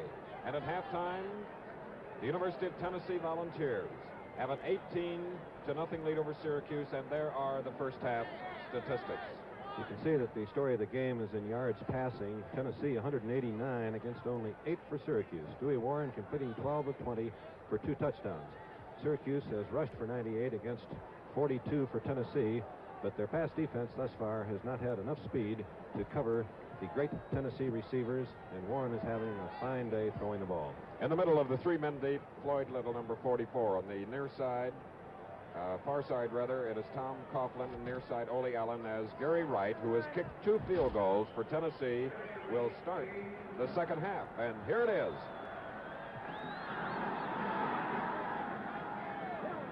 That is Tom Coughlin coming out to the 20 and is down at the 26-yard line of Syracuse, and Rick Casada and the offensive team of Syracuse take over. The tackle was made by Rick Marino of Tennessee, Bud. One of the problems, of course, Syracuse faces, a team that likes to grind out the yardage with ball possession football, being behind by 18 points, does need to loosen up the attack. I believe that they will throw it more this half. It's power eye to the short side this time. In motion is Allen, Zonka, and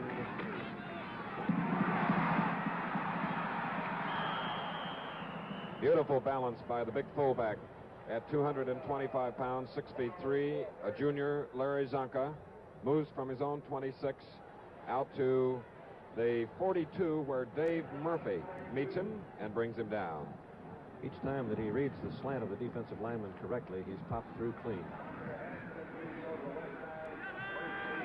Power eye formation. Allen in motion. First down.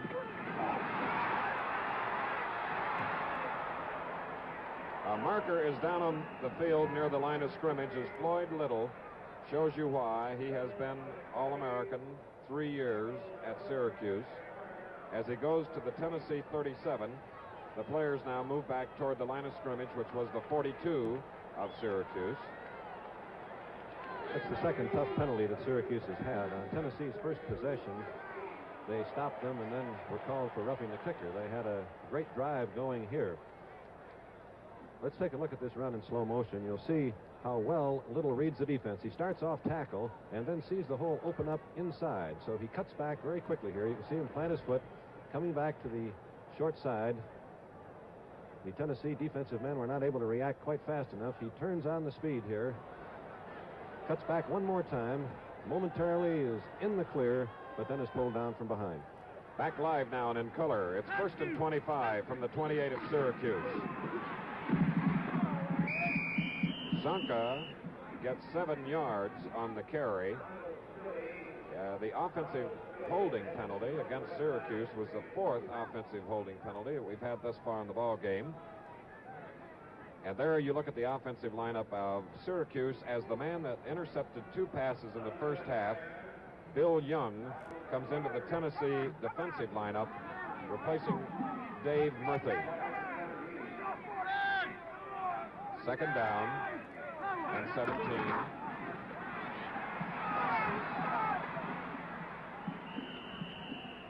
Little with a wall of blockers, bringing the ball out to about the 45. Jim LeMessurier was one of the blockers.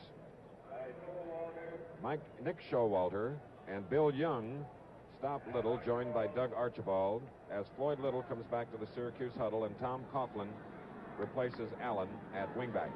Tennessee had a comfortable situation after the penalty. You feel if you can allow 6 yards per gain per play and still not give up the first down, you're in good shape. But Syracuse now is at 3rd and 9. Get up! Little.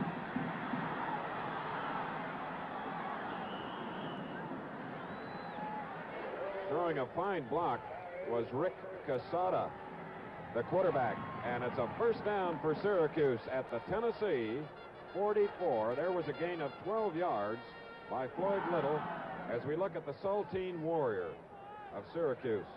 Little now has carried the ball 13 times. He has gained 80 yards on the ground. Ole Allen to the far side, the wingback.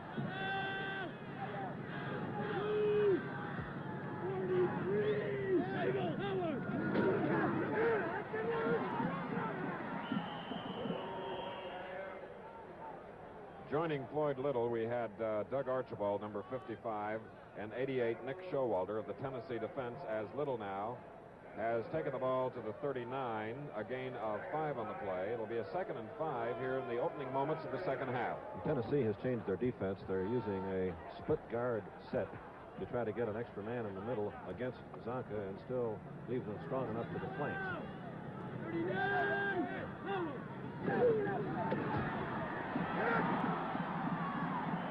Floyd Little trying for the 1st down on a 2nd and 5 from the Tennessee 39.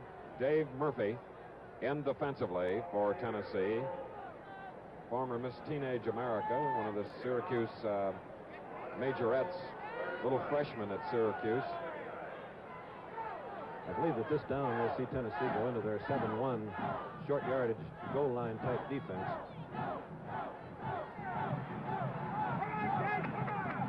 There you see Little's yardage as he shifts and sets now on a 3rd and 1.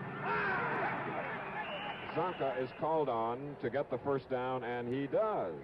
Syracuse with a 1st and 10 as they have moved the ball now from their own 26 to about the Tennessee 32. Syracuse with 8 first downs. Thus far in the ball game, 10 for Tennessee. Almost shot the gap perfectly, hit Zonka behind the line of scrimmage, but Zonka just had too much power. He rolled off the tackle to pick up the 1st down. Syracuse having scored 37 touchdowns this year, averaging 25 points a game. 21 of the touchdowns were on the ground.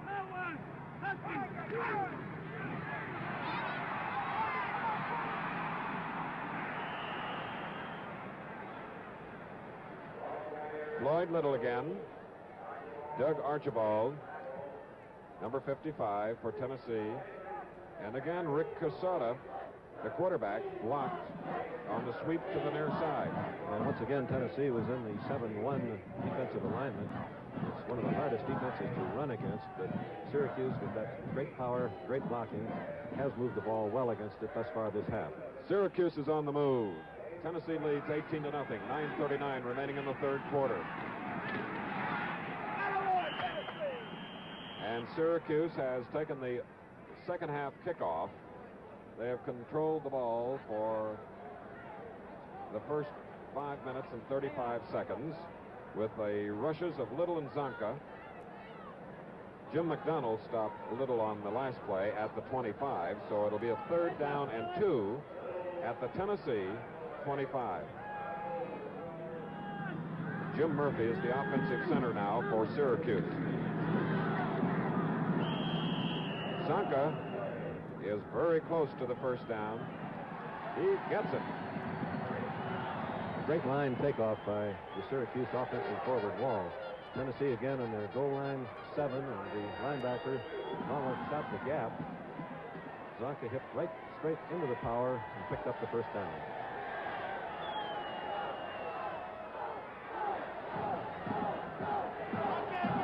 So with the ball at the 22, it's a first down, Syracuse. A marker goes down as Ole Allen. Let's see what the call will be by Pat McHugh, the referee, in the white cap. Newmoff and Morrell in on the play for Tennessee. There is Newmoff, All-American. There are many All-Americans in this game today. Floyd Little, Zonka, and Bugenhagen for Syracuse. Austin Denny, Bob Johnson, Ron Whitby, and Paul Newmoff for Tennessee, as the penalty is against Syracuse. For clipping on the play. There's the signal by the referee. So the down is replayed. First down and 25. The ball comes back to the 35.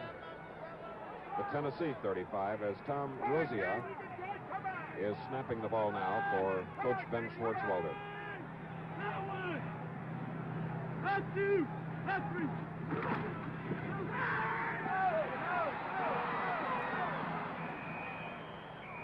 That was Ole Allen, quickly grabbed by Jerry Smith and Harold Stansel. Number 61 also in on the play, Bobby Morrell. One of the fine misdirection plays in football, the Syracuse scissors play, which Allen carried the ball on the last down.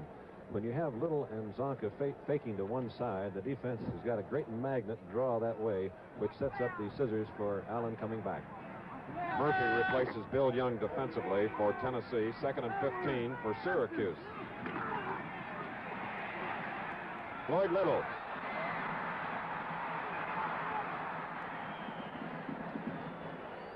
Floyd Little getting a Rick Casada pass here in the third quarter with 7:33 remaining.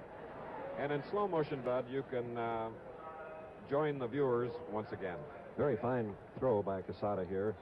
Little swings out. Casada drops back, sets. Little turns. He's outside the end. Casada hangs the ball in perfectly, and that puts Little in the open field where he likes to be. Watch him as he fakes upfield here.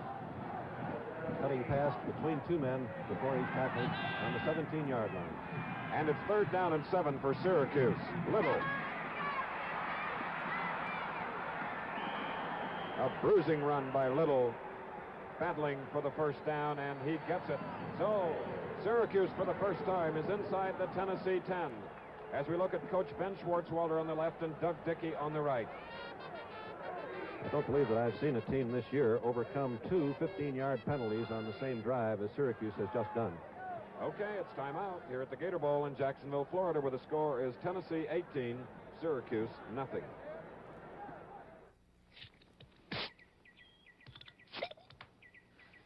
Did you ever notice the good things that come sealed?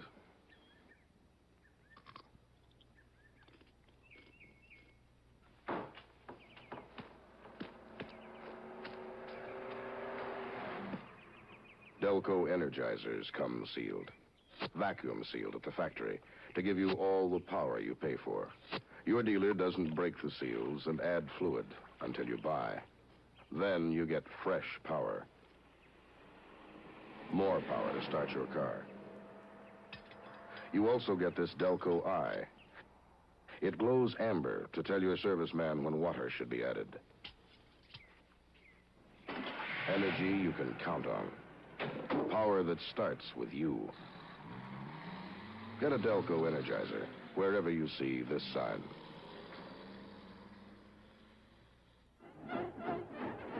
Ladies and gentlemen, there are 60,321 spectators here at the Gator Bowl in Jacksonville, Florida, as the sun peeks through.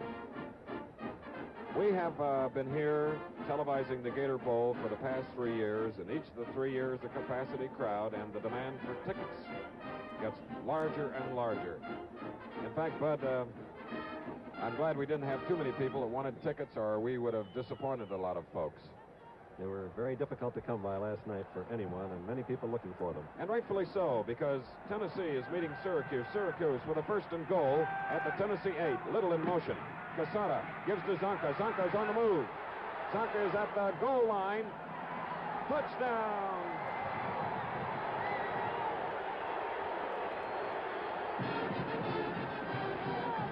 Harris Winky, number 71, blocked beautifully for Zonka.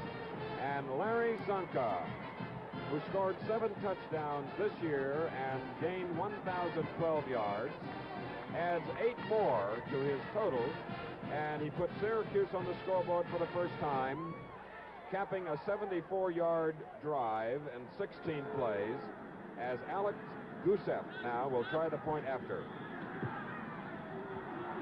It is no good. Timeout here at the Gator Bowl in Jacksonville, Florida, where the score is Tennessee 18, Syracuse 6. And now we return to our studios for this message.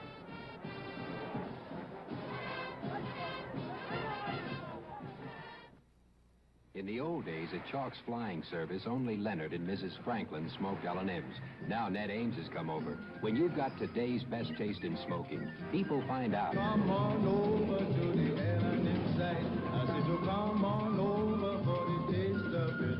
And when you come on over, you'll be glad you did. Come on over to the L&M site. When you've got today's best taste in smoking, people find out. Why did you do that? Oh, this? It's these new Chesterfield filters. The filter taste is gone. Somebody finally put this. True taste in a filter cigarette.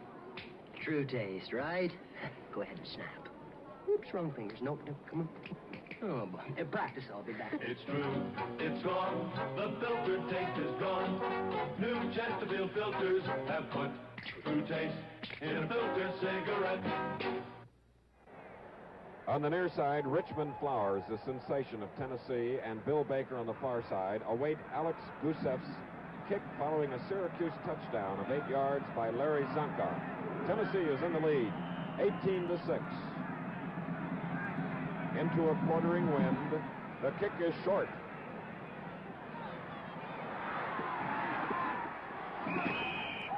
The kick came down at the 26. It was Skip Edwards who fielded the ball and went 4 yards with the kick return out to his own 30-yard line. And that's where they will put the ball in play as John Bullets makes the stop for Syracuse. The Tennessee problem now strategically is whether they should continue to play the wide-open game that they used the first half, or whether they should be a little bit more conservative and try to protect their lead. Syracuse had the ball 8 minutes and 38 seconds of the third quarter in that drive as Walter Chadwick gets the first call, and Ed Manti makes the stop for the Syracuse defense at, let's call it, the 34. It'll be 2nd and 6 now for Tennessee as we look at their offensive lineup and their huddle. All-American Bob Johnson, a junior center, ready to snap the ball. We have Mills to the far side. Flowers in the slot. Walter Chadwick has filled in beautifully for the starter, Charlie Fulton, who re-injured himself early in the ball game. Number 16, Dewey Warren, who has thrown 2 touchdown passes, one to Denny of 24 yards and a 2-yarder to Richmond Flowers. So Big now play we're going coming. to have a 3rd down coming up. With the ball at the 37, 3rd down and 3.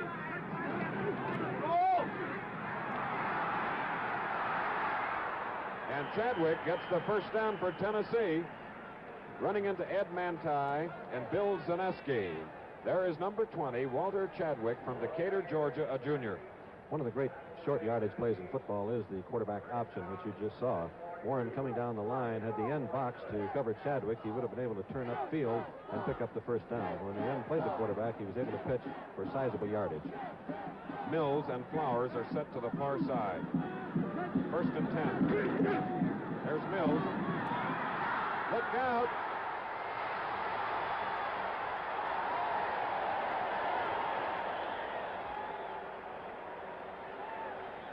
Mills was shook away from one Syracuse player, and what a job he did. A second effort by number 85 Mills as we look at it once more. This is the block pass again where he's the only receiver out. This time he's open on the quick cut. So Warren hit him quickly. As he catches the ball here, you can see Kayaski come up. He breaks outside of Kayaski. Now he looks to the inside, sees the Syracuse safety man coming over. He cut back to the inside, but Zaneski made a great move also and recovered to make the tackle. A 26-yard play, 1st down from the 27 for Tennessee.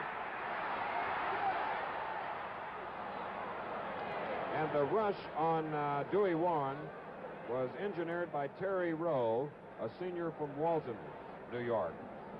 Tough decision that time for the referee. Was it intentional grounding or not? He was right on the play and made the decision that Warren did have an eligible receiver in the general area in which he threw the ball.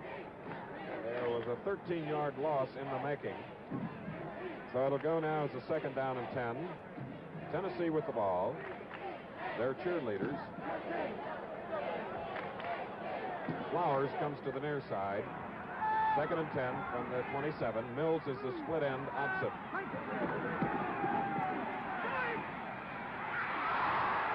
Austin Denny.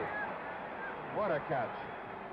We've seen some of the finest pass receiving from Tennessee players this afternoon that I've seen at any time, let alone this year. Remarkable one-handed catches. And Bud, I would have to say, in the 20 games now that we have done this year, this has to be one of the top 2 or 3 teams that we have had the pleasure of watching. They have great versatility, both offensively and defensively. 3rd down and 3.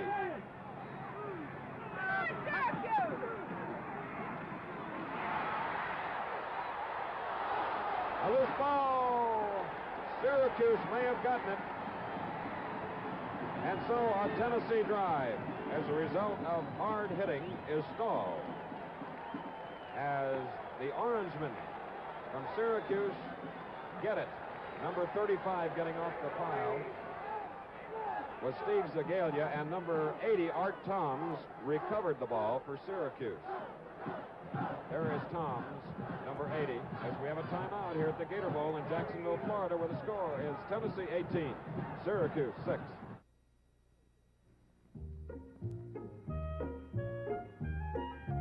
When you drive hard and you drive far, Ride the hot one, Conoco. Ride the hot one, Conoco Motor Oil. new Conoco All-Season Super. The only motor oil with oil plating to safeguard your engine during today's longer oil drain interval, even to 6,000 miles. All-Season Super plates oil to metal right from the start and goes on protecting no matter the weather. When you drive hard and you drive far, Ride the hot one, Conoco. Ride the hot one, Conoco. hottest brand going.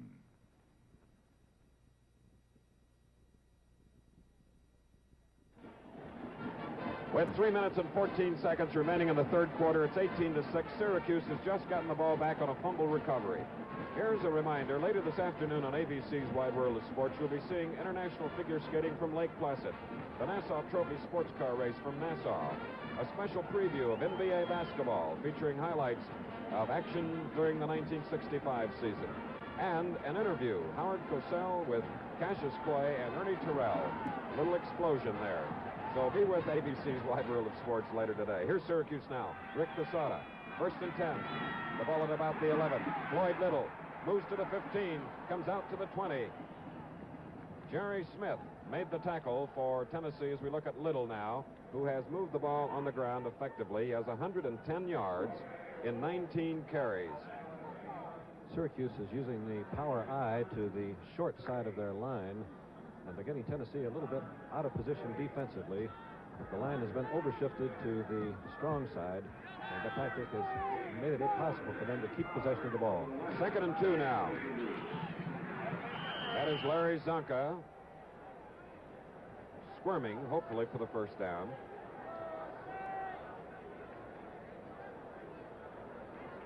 Doug Archibald. There is some strange equipment. It looks as though he's had trouble keeping his shoe on, and so they've taped it across the bottom of the sole up over the ankle. He may have ripped it on the far side. In fact, what would athletics do without tape, Bud? It's pretty hard to get on the field sometimes. 1st and 10. Markers down. Boy, Little turns the corner.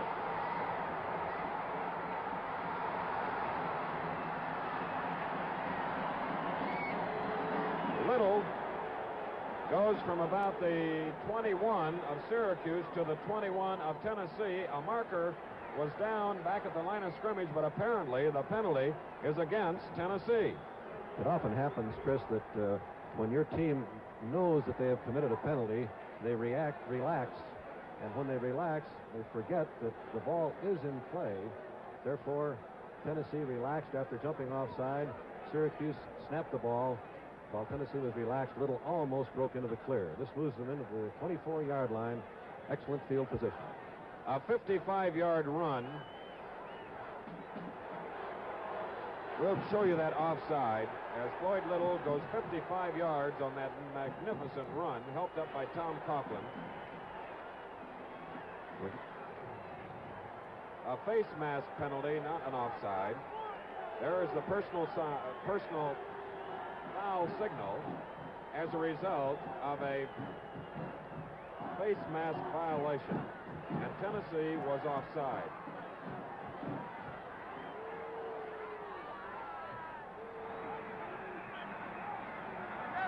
So it's 1st and 10 at about the 12-yard line. Zonka into a firm wall, which includes Bobby Morrell, number 61. There's Zonka, 39, and All-American Paul Newmoff from Columbus, Ohio. There's Newmoff on the isolated camera. Beautiful field position and great strength as he made the tackle. Now it's going to be a 2nd down and 8 from the 10-yard line.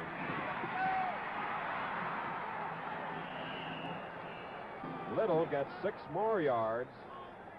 Once again, the power I giving Syracuse more blockers to the short side than Tennessee has defenders. Zonka blocked beautifully for Floyd Little. He and Floyd Little have combined in the past 2 years to gain over 1,800 yards on the ground in each of the seasons. 3rd down and about 2 yards for the 1st down. And Tennessee stops Syracuse right near the line of scrimmage. Neil McMeans, number 87, and Newmoff, number 50, and on the play, 4th down. That was the first time that Tennessee has been in the 7-4 goal line defense. They disregarded the chance that Syracuse might pass, and we now have the biggest play of the ball game coming up. Score 18-6, 4th down, and 2 to go for Syracuse from the 4-yard line. Zonka, Little moving to the near side, number 44, as Quesada apparently does not want to call signals when there is so much cheering going on. Coach Ben Schwartzwalder, who has coached 116 victories in 18 years at Syracuse. The fans that are closer to the ball are the Tennessee fans, and they're whooping it up as Syracuse gets to the line of scrimmage. But, of course, the quarterback should never call the snap count until he's sure that his offensive lineman can hear him, because the line takeoff is the most important part of an offensive play. Ole Allen is the wingback. That's Little moving to set, and now we have an expiration of time in the third quarter, the end of the third quarter here at the Gator Bowl in Jacksonville, Florida, where the score is Tennessee 18, Syracuse 6.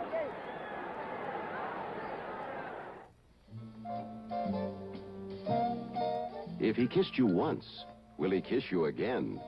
Play safe. Make sure your breath is sweet with Certs. New Certs, the delicious candy mint that makes your breath as sweet as your smile. Always carry Certs. It's a delicious tasting candy mint. And the perfect breath mint, too. That's right. Certs is two. Two mints in one. There's no other candy mint like it, because only Certs contains a golden drop of Redson, the miracle breath purifier that stops bad breath. Certs refreshes your taste, freshens your breath as no other candy mint can. With Certs, if he kissed you once, he'll kiss you again. Get Certs. Certs makes your breath as sweet as your smile. C-E-R-T-S. Certs in assorted delicious flavors. Peter Jennings with the news goes to a half hour in color, January 9th on ABC.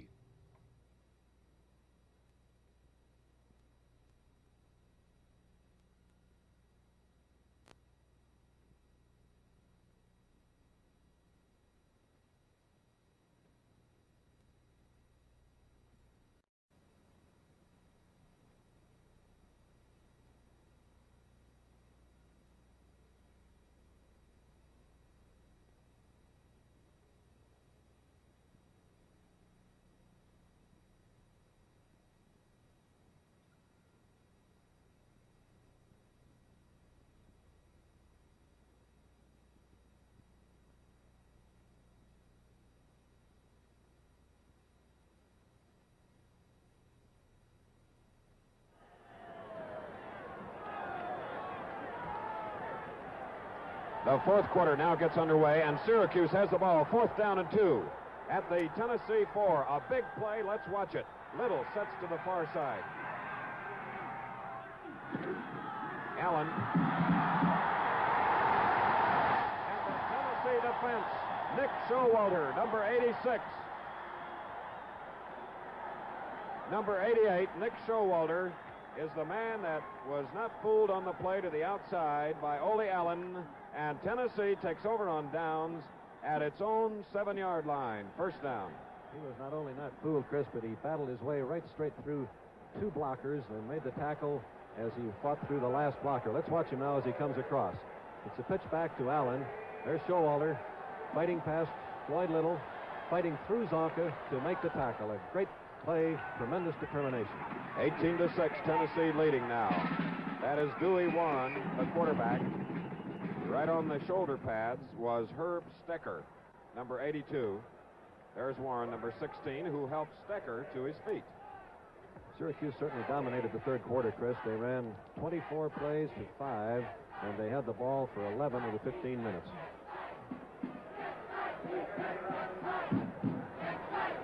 But would you call that game or ball control? Yes, and they overcame 2 15-yard penalties in their touchdown drive. Now it's a 2nd down and 11 from the 5.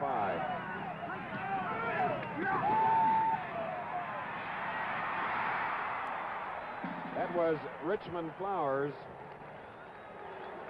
carried out of bounds by Tony Kayaski, number 45, and Tom George. Number 85 coming back to the huddle, Johnny Mills, who pats Flowers on you-know-where. Syracuse has changed their defensive alignment thus far in this half. They are still in the 5-3, but they've overshifted the line and undershifted the linebackers. However, their secondary is still having trouble picking up the speed of the Tennessee pass receivers. The linesman, Robert Gaston, and his crew are at the near sideline measuring for a possible first down. Number 16, Dewey Warren, gives the indication to his coach, Doug Dickey, that they are short by less than a yard, so it'll be a third down. 18-6, Tennessee in the lead here at the Gator Bowl. And it's another thriller from Jacksonville, Florida. We have to congratulate the Gator Bowl president, Frank Norris, and the executive vice president, our old friend George Olson, for coming up with another pairing that has provided plenty of exciting football. Third down and less than a yard for Tennessee at their own 16. Dewey Warren tries to get the yardage.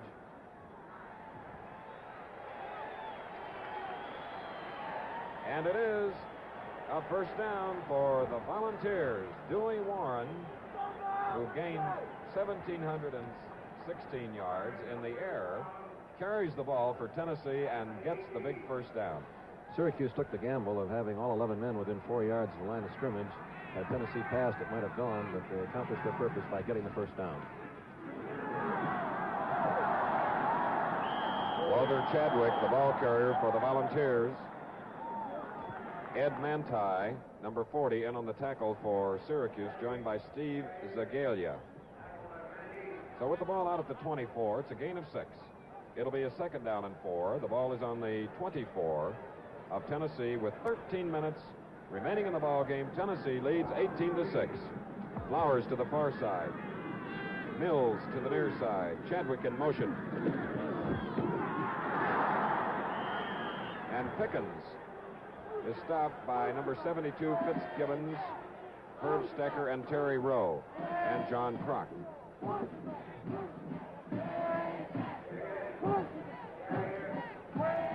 That is Charlie Fulton, who was the starting back for the Tennessee offense.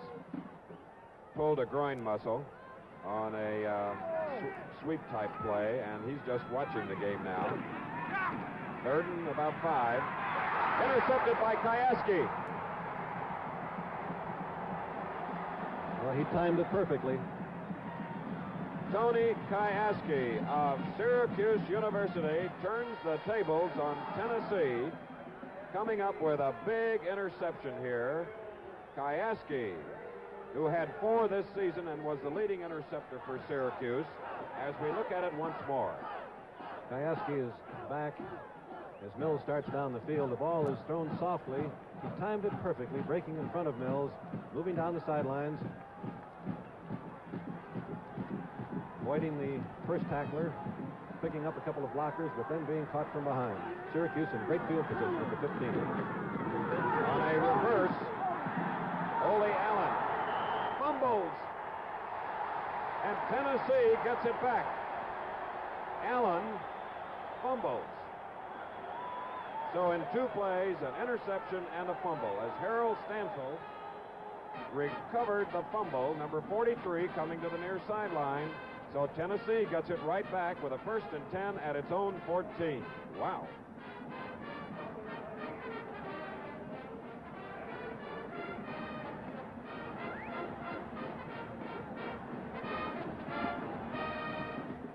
Going to the far side is Johnny Mills, the split end. Dewey Warren.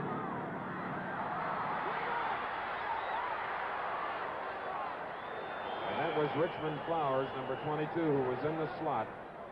But as you see, came across his own 20, out to the 23, a gain of about 9. So it'll be 2nd and 1 as Stecker and Art Toms tackle.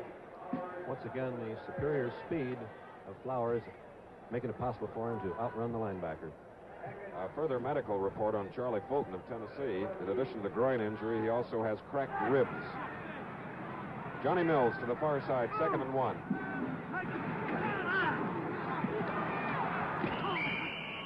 Warren trying to find daylight. Fine defensive play by Art Toms. Right.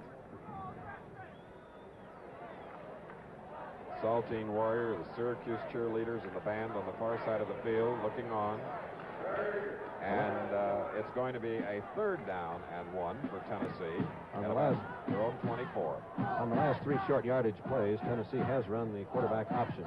Let's see if Warren goes with it again. 16 for 26, including 2 touchdowns. Fine afternoon.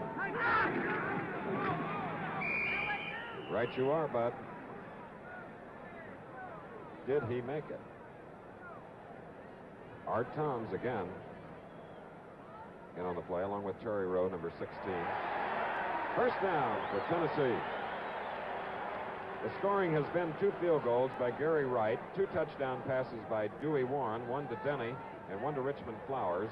And Syracuse capped a 74-yard march at 6:36 of the third period with Zonka going 8 yards for the score. Mills to the near side now, 1st and 10 from the 25.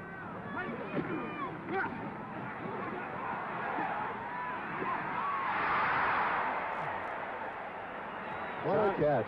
Johnny Mills, another fine catch. The 2 senior ends here for Tennessee. Austin Denny and Johnny Mills have put on quite a show as Kyaski covered Mills on the play. 17 for 27, Dewey Warren in the air. Syracuse is beginning to shoot their linebackers in an attempt to rush Warren. They almost got to him. You can see here on stop action how he stretched for the ball and what a perfect throw he got. On his fingertips, setting up the first down. He's at the bottom of your screen now. Flowers in the slot, Chadwick in motion, 2nd and 7.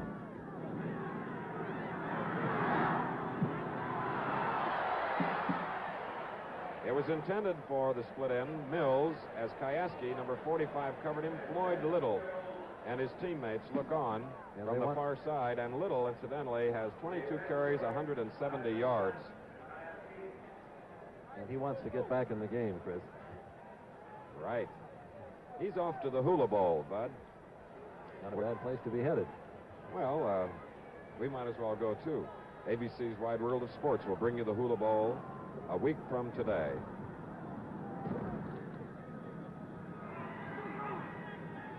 Probably the greatest collection of college seniors ever assembled in one game. Spurrier and Greasy. But right here's a good quarterback who gets hit from behind. Ruled as an incompletion.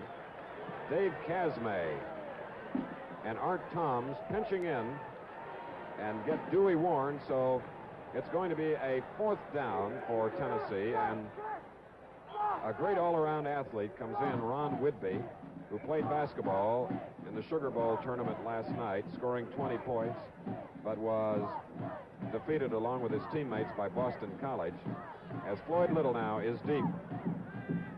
Ron Whitby, a golfer, first baseman, basketball and punter. Oh, a beauty.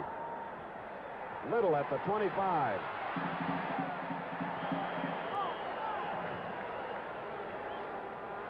A 47-yard punt by Ron Whitby into a quartering wind, and Syracuse takes over as we have a timeout here at the Gator Bowl in Jacksonville, Florida. The score, Tennessee 18, Syracuse 6.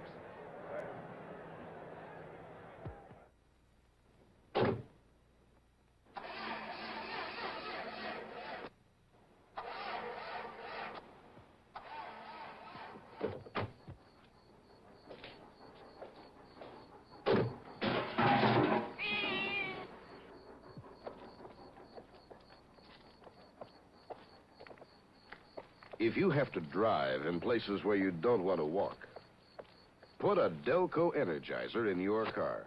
It's vacuum sealed at the factory to keep freshness in, moisture out. When your Delco serviceman breaks the seals and adds fluid, the Energizer surges to life, ready to deliver the fresh starting power you pay for. The Energizer has this Delco eye. It glows automatically to signal your serviceman when water is needed. There are 3 Delco Energizers, one with the power and the price that's just right for your car. Get a Delco Energizer at this sign. Following a 47-yard punt by Ron Whitby, Syracuse has the ball 1st and 10 at its own 31. It's 18-6 Tennessee with 8:57 left in the ball game. Little. Following the play was Captain Paul Newmoff, number 50. There he is getting up. And we'll give you an isolated camera videotape replay and watch Newmoff. He's the linebacker on the 7-1 defense here. The pitch will be coming back to Floyd Little as he turns up the field. There comes Melnick inside, making the tackle, stopping him for a 2-yard gain. From the Syracuse 33, 2nd and 8. Zonka out to the 40.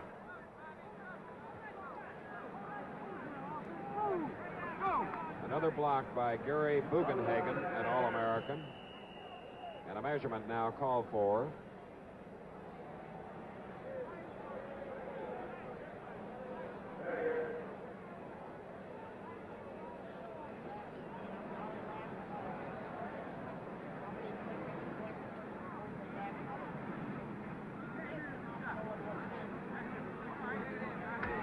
As Floyd Little looks on, along with Paul Newmouth, the captains, this is Larry Zonka. And he may be the man that Rick Casada will call on to pick up that 8 or 10 inches necessary for the Syracuse first down on a 3rd down. In a situation like this, you're always fearful that by trying too hard to stop the first down, you might allow a long gainer. I'm sure that that's what Tennessee is concerned about, particularly Doug Dickey at this moment. If they close too fast on Zonka and the pitch goes to Little, he might find daylight. All right, Bud? Ole Allen is the wingback at the bottom of your screen, number 19. Zonka, the ball carrier, as Doug Archibald tried to stop his forward progress, but it's a first down for Syracuse. There goes Ole Allen, number 19, over to Coach Ben Schwartzwalder here at the Gator Bowl. This is Doug Dickey, one of his sons, walking right behind him. Joe Graham is in the Tennessee defense now, replacing Dick Williams, a sophomore tackle. Little.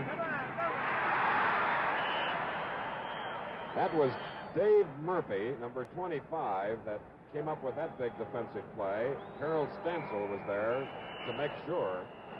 And a Syracuse player is shaken up at about the 42. As there is a loss on the play, we have a timeout here at the Gator Bowl in Jacksonville, Florida, where the score is Tennessee 18, Syracuse 6. Ride the hot one, Monaco.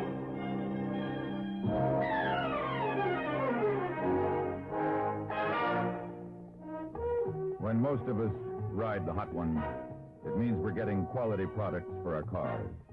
But to other important Americans on farms and ranches, ride the hot one means Conoco's specialized petroleum products to keep the wheels turning and the farm running. It means the services of trained Conoco farm agents who know the what, where, and how of caring for farm equipment. Whether it's a tractor, a hay baler, or water pump, Conoco agents are always on the job. Service is a way of life at Conoco, whether on the farm or on the road. Ride the hot one, Conoco. Hottest brand going. Jacksonville, Florida, scene of the Gator Bowl, the 22nd Gator Bowl. 7 minutes, 5 seconds left in the game. Syracuse has a 2nd down and 12 at its own 39. Tennessee leads 18-6. Rick Casada. Good fake.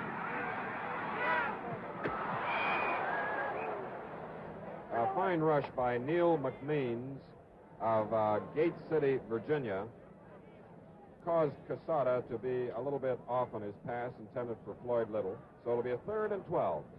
Having stopped Syracuse on first down for a 2-yard loss, Tennessee went out of their 7-1 defense, which they feel is more effective against the running attack than their 5-2. However, on long yardage, they were in the 5-2 on that down, and they'll be in it again this time. A lot of yards, 182 by Floyd Little today.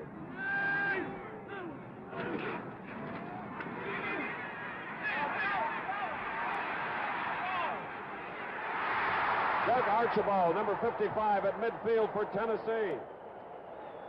And Tennessee now has come up with 3 interceptions as Rick Casada has completed 2 of 7 forward passes. The Tennessee defense has done it again, and they take over. And they have it at the Syracuse 48-yard line. Casada may have been injured on that last play. Syracuse has a remarkable running attack. They haven't thrown the ball particularly well all year, and yet they look great on offense with the running of Zonka and Little.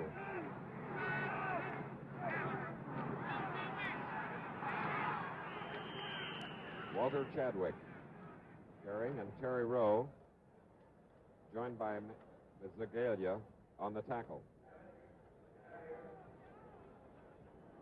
Rick Casada, apparently in pain, holding that right knee, as you see. Casada, who is a junior from Tonawanda, New York.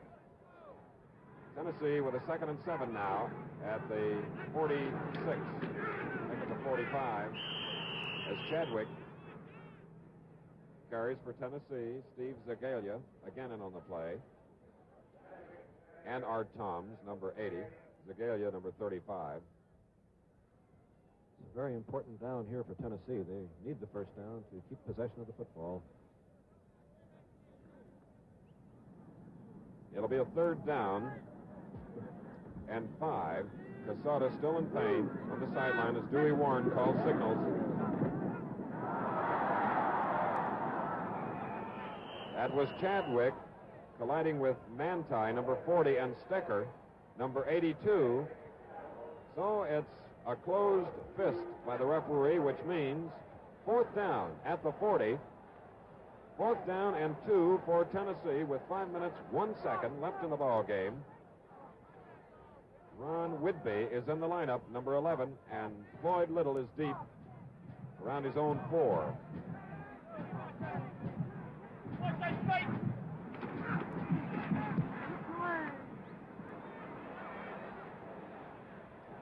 A touchback. So Syracuse gets the ball now with a 1st and 10 from its own 20 as we have a timeout here at the Gator Bowl in Jacksonville, Florida. The score, Tennessee 18, Syracuse 6.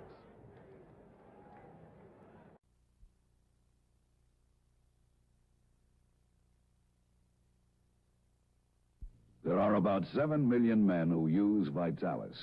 Here are some of them.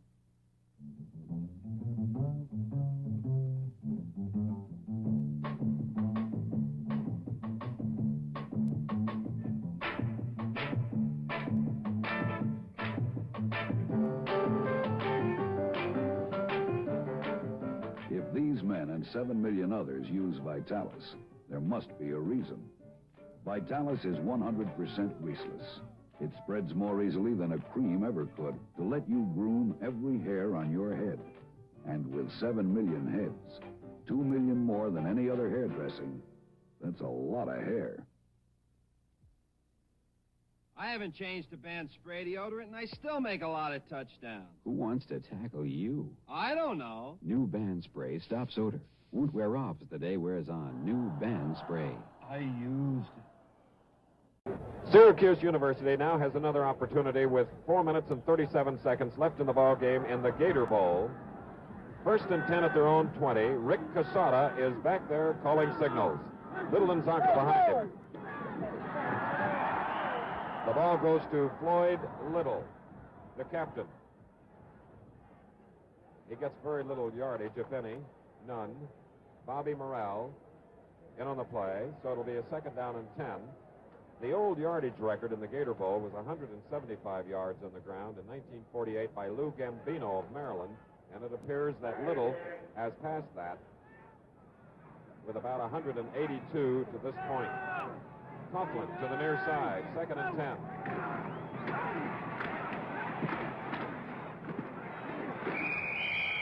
That was Zonka sweeping.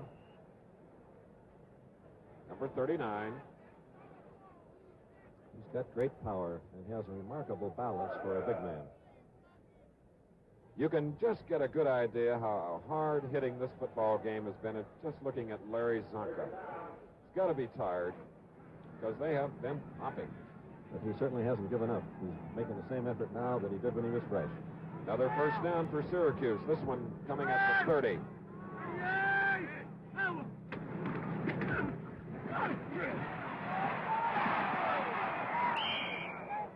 Floyd Little gets a block from Harris Winkie again. That's the first sizable gain that Syracuse has made against the 7-1 defense that Tennessee has been using on first down. It's tough to go inside against the 7-1, a little easier to attack it up the flanks. 17 yards more on the ground for Little, bringing them out to their own 47 with a first down. 2 minutes, 54 seconds left in the ball game. This is Coughlin. Tom Coughlin from Waterloo, New York, a junior, tackled by Paul Newmoff.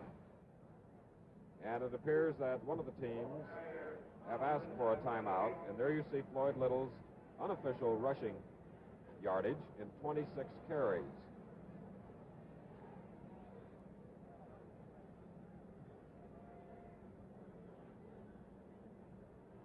Videotape stop action. I know you enjoy it, so let's watch a great play by Paul Newmoff of Tennessee.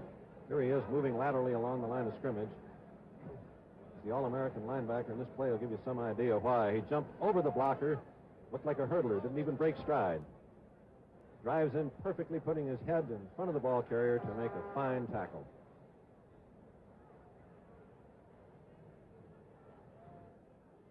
The Tennessee defense on the right, which has had its hands full all afternoon, in fact, all season, taking a breather, while the Syracuse offensive unit on the left, standing and talking things over with 2 minutes and 38 seconds left in the ball game. When play is resumed, Syracuse will have a 2nd down and 4 at the Tennessee 47.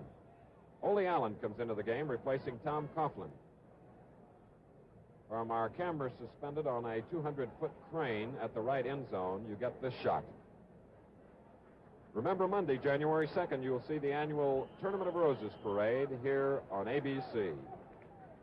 The enchanting young star of Bewitched, Liz Montgomery, will be joined by Vince Scully in the commentary of this event, live and in color, January 2nd, 11:30 a.m. Eastern Time. Rick Casada.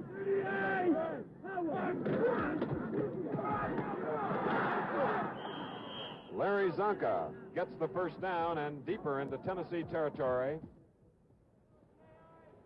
2 minutes, 26 seconds left in the ball game. A fine check signal that time by Casada. Tennessee line was overshifted to the top of your screen. He checked signals and came back to the narrow side of the field. Tom Coughlin back in as the wingback to the far side. 1st and 10 from the Tennessee 36.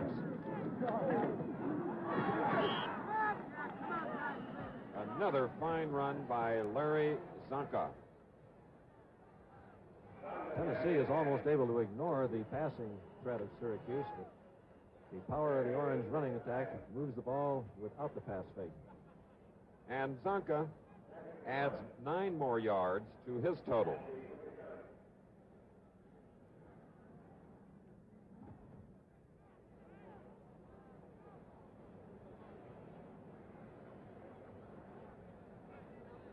There you see the time remaining in the 22nd annual Gator Bowl from Jacksonville, Florida.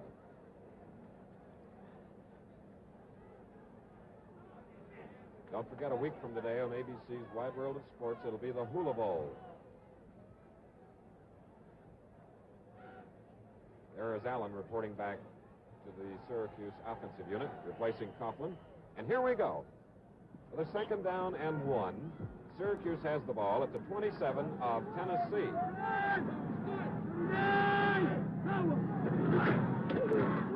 Trying for the first down was Floyd Little. It appears that he has it with a little despair. Archibald and Williams in on the tackle. It is a first down for Syracuse, and now they have a total of 16. Tennessee has 13. And incidentally, with Little gaining over 200 yards on the ground, Larry Zonka has 114 on the ground for Syracuse today. What a pair. 1-2, and here's Little. And Little is down at about the 18. Hit hard by Dave Murphy and Doug Archibald, number 55. With 1 minute and 19 seconds to go, we have a marker on the field, and there is a timeout here at the Gator Bowl in Jacksonville, Florida. The score, Tennessee 18, Syracuse 6. Miss Montgomery, Yes? ABC is just delighted that you're going to be our hostess of the Tournament of Roses parade. Thank you. Have you thought about whom you'd like as co-host? Very definitely. I think Vin Scully would be marvelous. Oh, I'm afraid he's not available. He's down in Florida playing golf. Oh, really? 4! Liz, what's happening? Are you free Monday, January 2nd? Liz, that was the best drive I've had all day. Now I'll never know how far I hit it. How'd you like to join me as the co-host? Floyd Little, look out!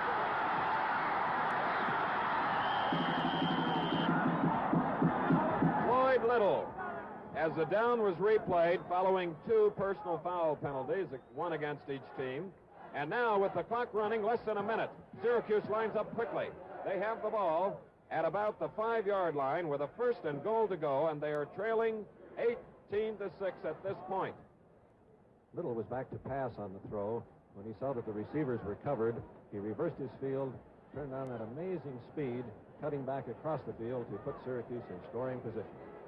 Great view of the defense on the part of Little, who read it as well as he did, and great reflexes to cut back without wasting any steps. And unofficially, our statistician, Bert Schultz, tells us that Little has 228 yards on the ground today.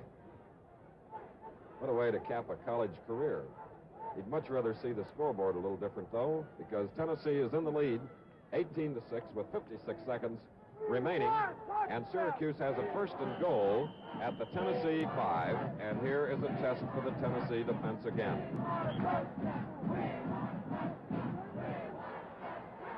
Zonka and Little behind Casada.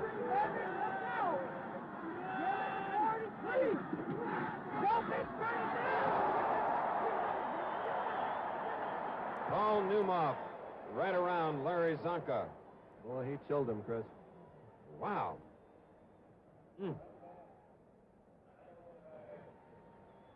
There you see Newmoff, number 50, and number 39, Larry Zonka, who has been a battering ram today, has gained over 100 yards on the ground. He'll be back next year for Coach Ben Schwartzwalder. We have a personal foul face mask violation against Tennessee, half the distance to the goal line. There is the signal. In slow motion, let's watch Newmoff. He reads the blockers, moves into position. Laterally has an open shot here, and he really unloaded. Driving Zonka back. From the 3, Floyd Little, touchdown. Gary Bugenhagen blocking for Floyd Little. 16 touchdowns, 1966. Little coming from the 3-yard line with 46 seconds left in the ball game. And it is now Tennessee 18, Syracuse 12.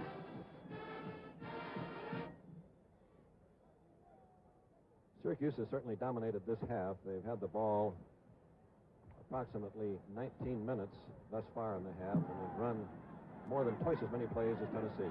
Alex Gusev trying to point after. It's a high pass, so Casada fakes it, trying for 2, and it fails. And guess who was there?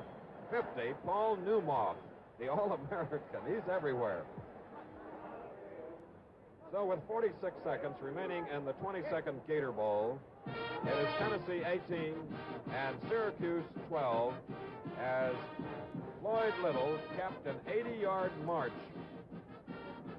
We're almost sure to get an onside kick here by Syracuse. You can see that here's Newmoff on this play, moving to the outside. He's got great speed for a big man. In on the tackle, next to the sideline when he started in the middle of the formation. The Tennessee front 5 here, lined up to receive the kickoff, are looking for the onside kick, and the ends and 2 backs are up also within about 20 yards of the ball. Everyone looking for the onside kick, just one man back deep. That is Richmond Flowers, the speedster, the sophomore track star of Tennessee.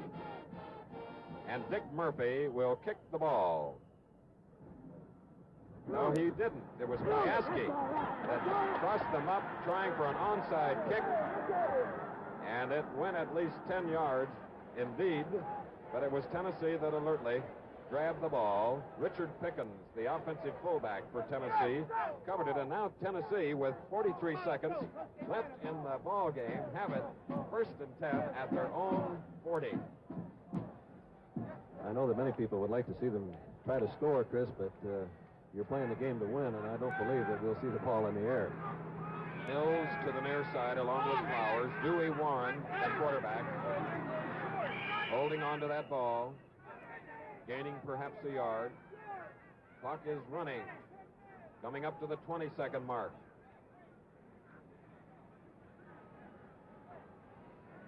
We'd like to thank our regular spotter, Bill Friel, for a wonderful season, again, for the 10th season in a row. Our thanks also to the help here in the booth, Larry Myers, Bert Schultz, Mort Zimmerman, and Lynn Berman. And to them and to all of you, of course, we wish you a very happy New Year.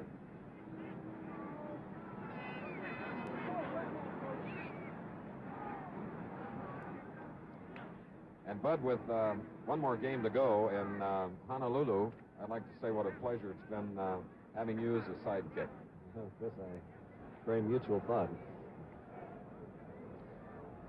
I'm very impressed with the comeback Syracuse has made this half. When you're behind 18-0 against a team that has the versatility of Tennessee, it's sometimes easy to sort of relax, but they've really carried it to them for the full 30 minutes. Following the game, we'll have interviews with several of the key players in this Gator Bowl battle as Dewey Warren tries to run out that clock on a 2nd and 9. It's about a 3rd and 7 now, and there is the time, and the happy folks in Jacksonville count it down.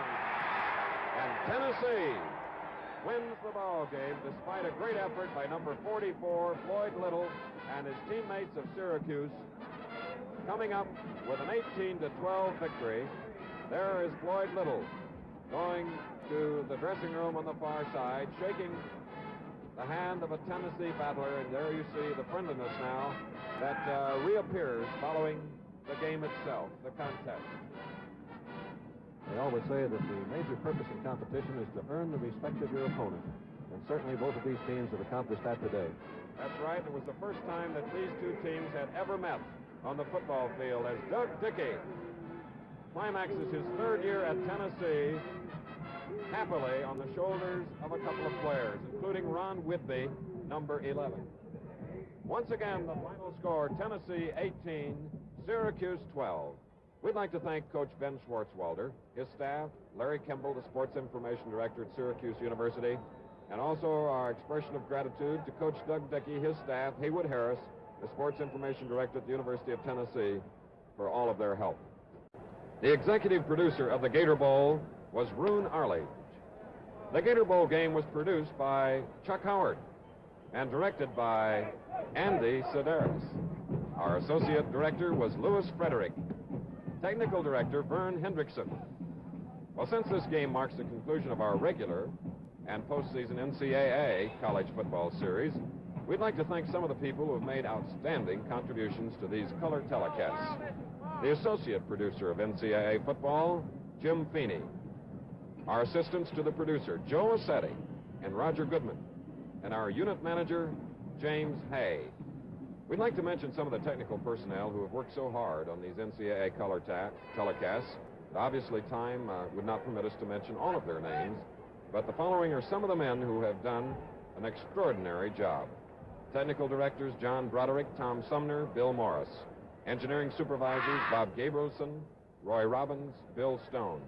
Audio, Jack Hughes, Bill Tegg. Cameraman, Andy Armentani. Sal Felino, Arch Griffin, Dick Kerr, Don Langford, John Morelli, Mike Rebich, Joe Sapienza, and Gene Wood. They are the best. Videotape, George Birdnell, Charles Burnham, Lou Rendy, and Merritt Rosser. Video, Dick Campo, Joe Herbst, and Bob Greenseth. Lighting directors, Tony Azzolino and Irv Waring. Graphic arts, Hi Bly.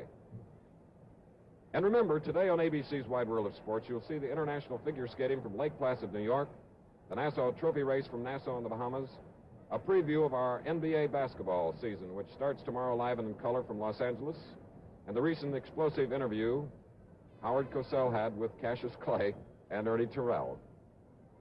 Now this is Chris Schenkel, along with Bud Wilkinson and Bill Fleming, saying so long from Jacksonville, Florida. We wish to thank the Goodyear Tire and Rubber Company for the use of the blimp. Nationwide, worldwide, air transportation arranged and promotional consideration furnished by TWA Trans World Airlines, who fly the Starstream jets.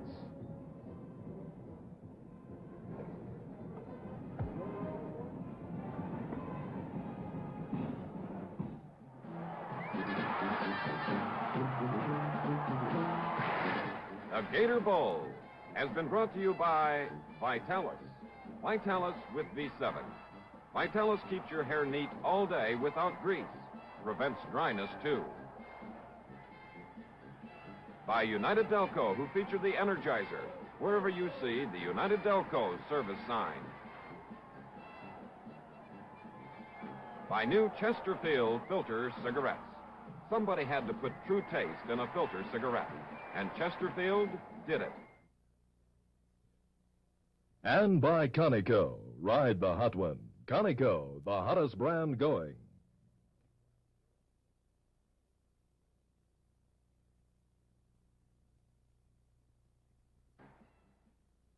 Meet the most memorable Texas Ranger of them all, Rango, the hilarious misfit, played by Tim Conway, beginning Friday, January 13th, in color during ABC's exciting new second season on ABC.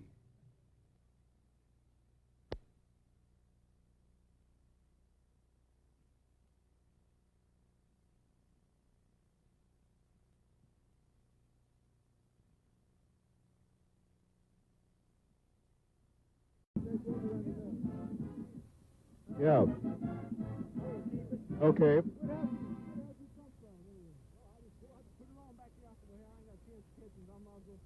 Then you cut out, you know, on that boy, you left his jock over there somewhere. Okay.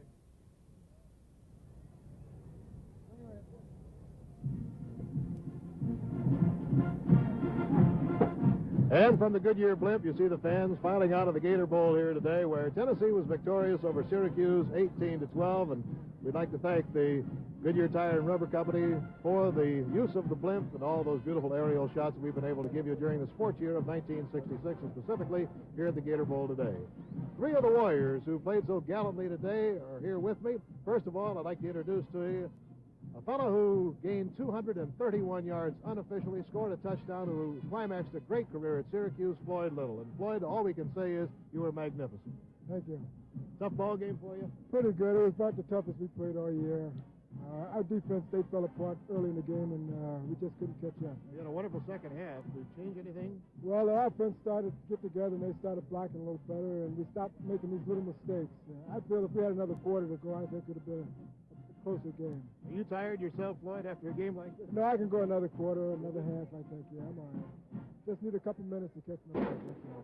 Well, you did a great job out there today, and I know that in your own heart, it's kind of tough to be leaving Syracuse University after so many wonderful years. Yes, it is. Very tough. I wish I had another year to go. Well, the best of luck to you in your future endeavors. Thank you very much. You've given us a lot of thrills here on ABC. Thank you. My pleasure. Floyd Little, great back of Syracuse University, congratulating Dewey Warren and also Paul Newmoff, who are a member of the victorious squad today. And as you can hear right behind me is the volunteer band from the University of Tennessee celebrating this 6-point victory over Syracuse. Now let's talk to Dewey Warren, who played such a great game at quarterback today. Carried his team to an 18-point lead at the end of the first half. Dewey, there was something that happened there at about the beginning of the second quarter. You really started to pick Syracuse apart. What was it? We started picking the defense a little bit more. We kind of failed them out the first quarter a little bit. You know how you feel a team out, and we started to pick on them a little bit, and we started to run a few plays that we put in. And we picked on a few defensive halfbacks that we thought wasn't as good as the others. So the line did a terrific job blocking in the back, so defense, so that's what we did. Have you ever seen greater catches in your life out there? I'll tell you what, I've had that all year. That's the kind of boys that we've had on our team for 11 games now, and if it wasn't for them, we probably wouldn't be here today, really. I mean, we've had a team effort, and them boys did a fantastic job today. You're going to miss Austin Denny, of course, and Mills next year, but you're going to have Richmond Flowers back. Yes, sir, I hope so. I hope he don't go to Olympics. I sure would like to have him back. He's a fantastic receiver. His speed is, you can't believe it, in a uniform. He can really fly. So losing the two boys, they were just fine this year. I can't say enough for them, really. All the receivers in the line, that does a good job up there blocking, never gets any credit, and they get all the credit from my book. I'll tell you, here's a fellow that gets some credit over here on the defense, Paul Newmoff, who really played a spectacular game today. Paul, you didn't realize this, but we had you on many times on slow motion. We could see the impact of those tackles. You really jolted a few. Well, I guess I was just lucky. I got to hand it to the interior linemen. They did a heck of a job keeping them offensive blockers off me. Who was the toughest guy out there? Was it Zonka or was it Little? Well, I'd have to say they were both real tough. That fullback ran like a horse, and Floyd, we knew he could run. We knew he could run fast, but we just underestimated his speed on the outside. You know, Paul, there was one play very late in the ball game where they were down near the goal line. You actually hurdled an intended blocker out there in front of you and got the ball carrier short of the goal line. Do you have that split vision? Are you aware of all those people that are gunning you down? Well, I guess that just comes with practice. We work a lot on agilities and stuff, and our agilities are similar to situations you face in the game, and just so happens that that's one of them, having someone crack back on you like that. Well, this has been a great year for Tennessee. You're now 8-3, and you close out the year of 1966. But for a few breaks and a few bounces of the ball, you don't know what it might have been doing. That's right, it sure was. We had a tough season all the way, and like you said, a few breaks that hurt us, but we had a team effort that never quit. We had boys that wanted to play and came to play, and that's why we're here today. Well, Paul, best of luck to you in your future endeavors, and of course, Dewey Warren will be back next year, so we'll look forward to seeing the Vols in '67. Congratulations, fellas.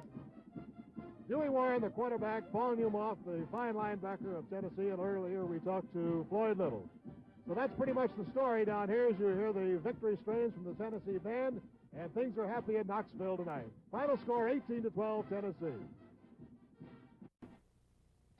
Meet the most memorable Texas Ranger of them all, Rango, the hilarious misfit, played by Tim Conway beginning Friday, January 13th, in color, during ABC's exciting new second season on ABC.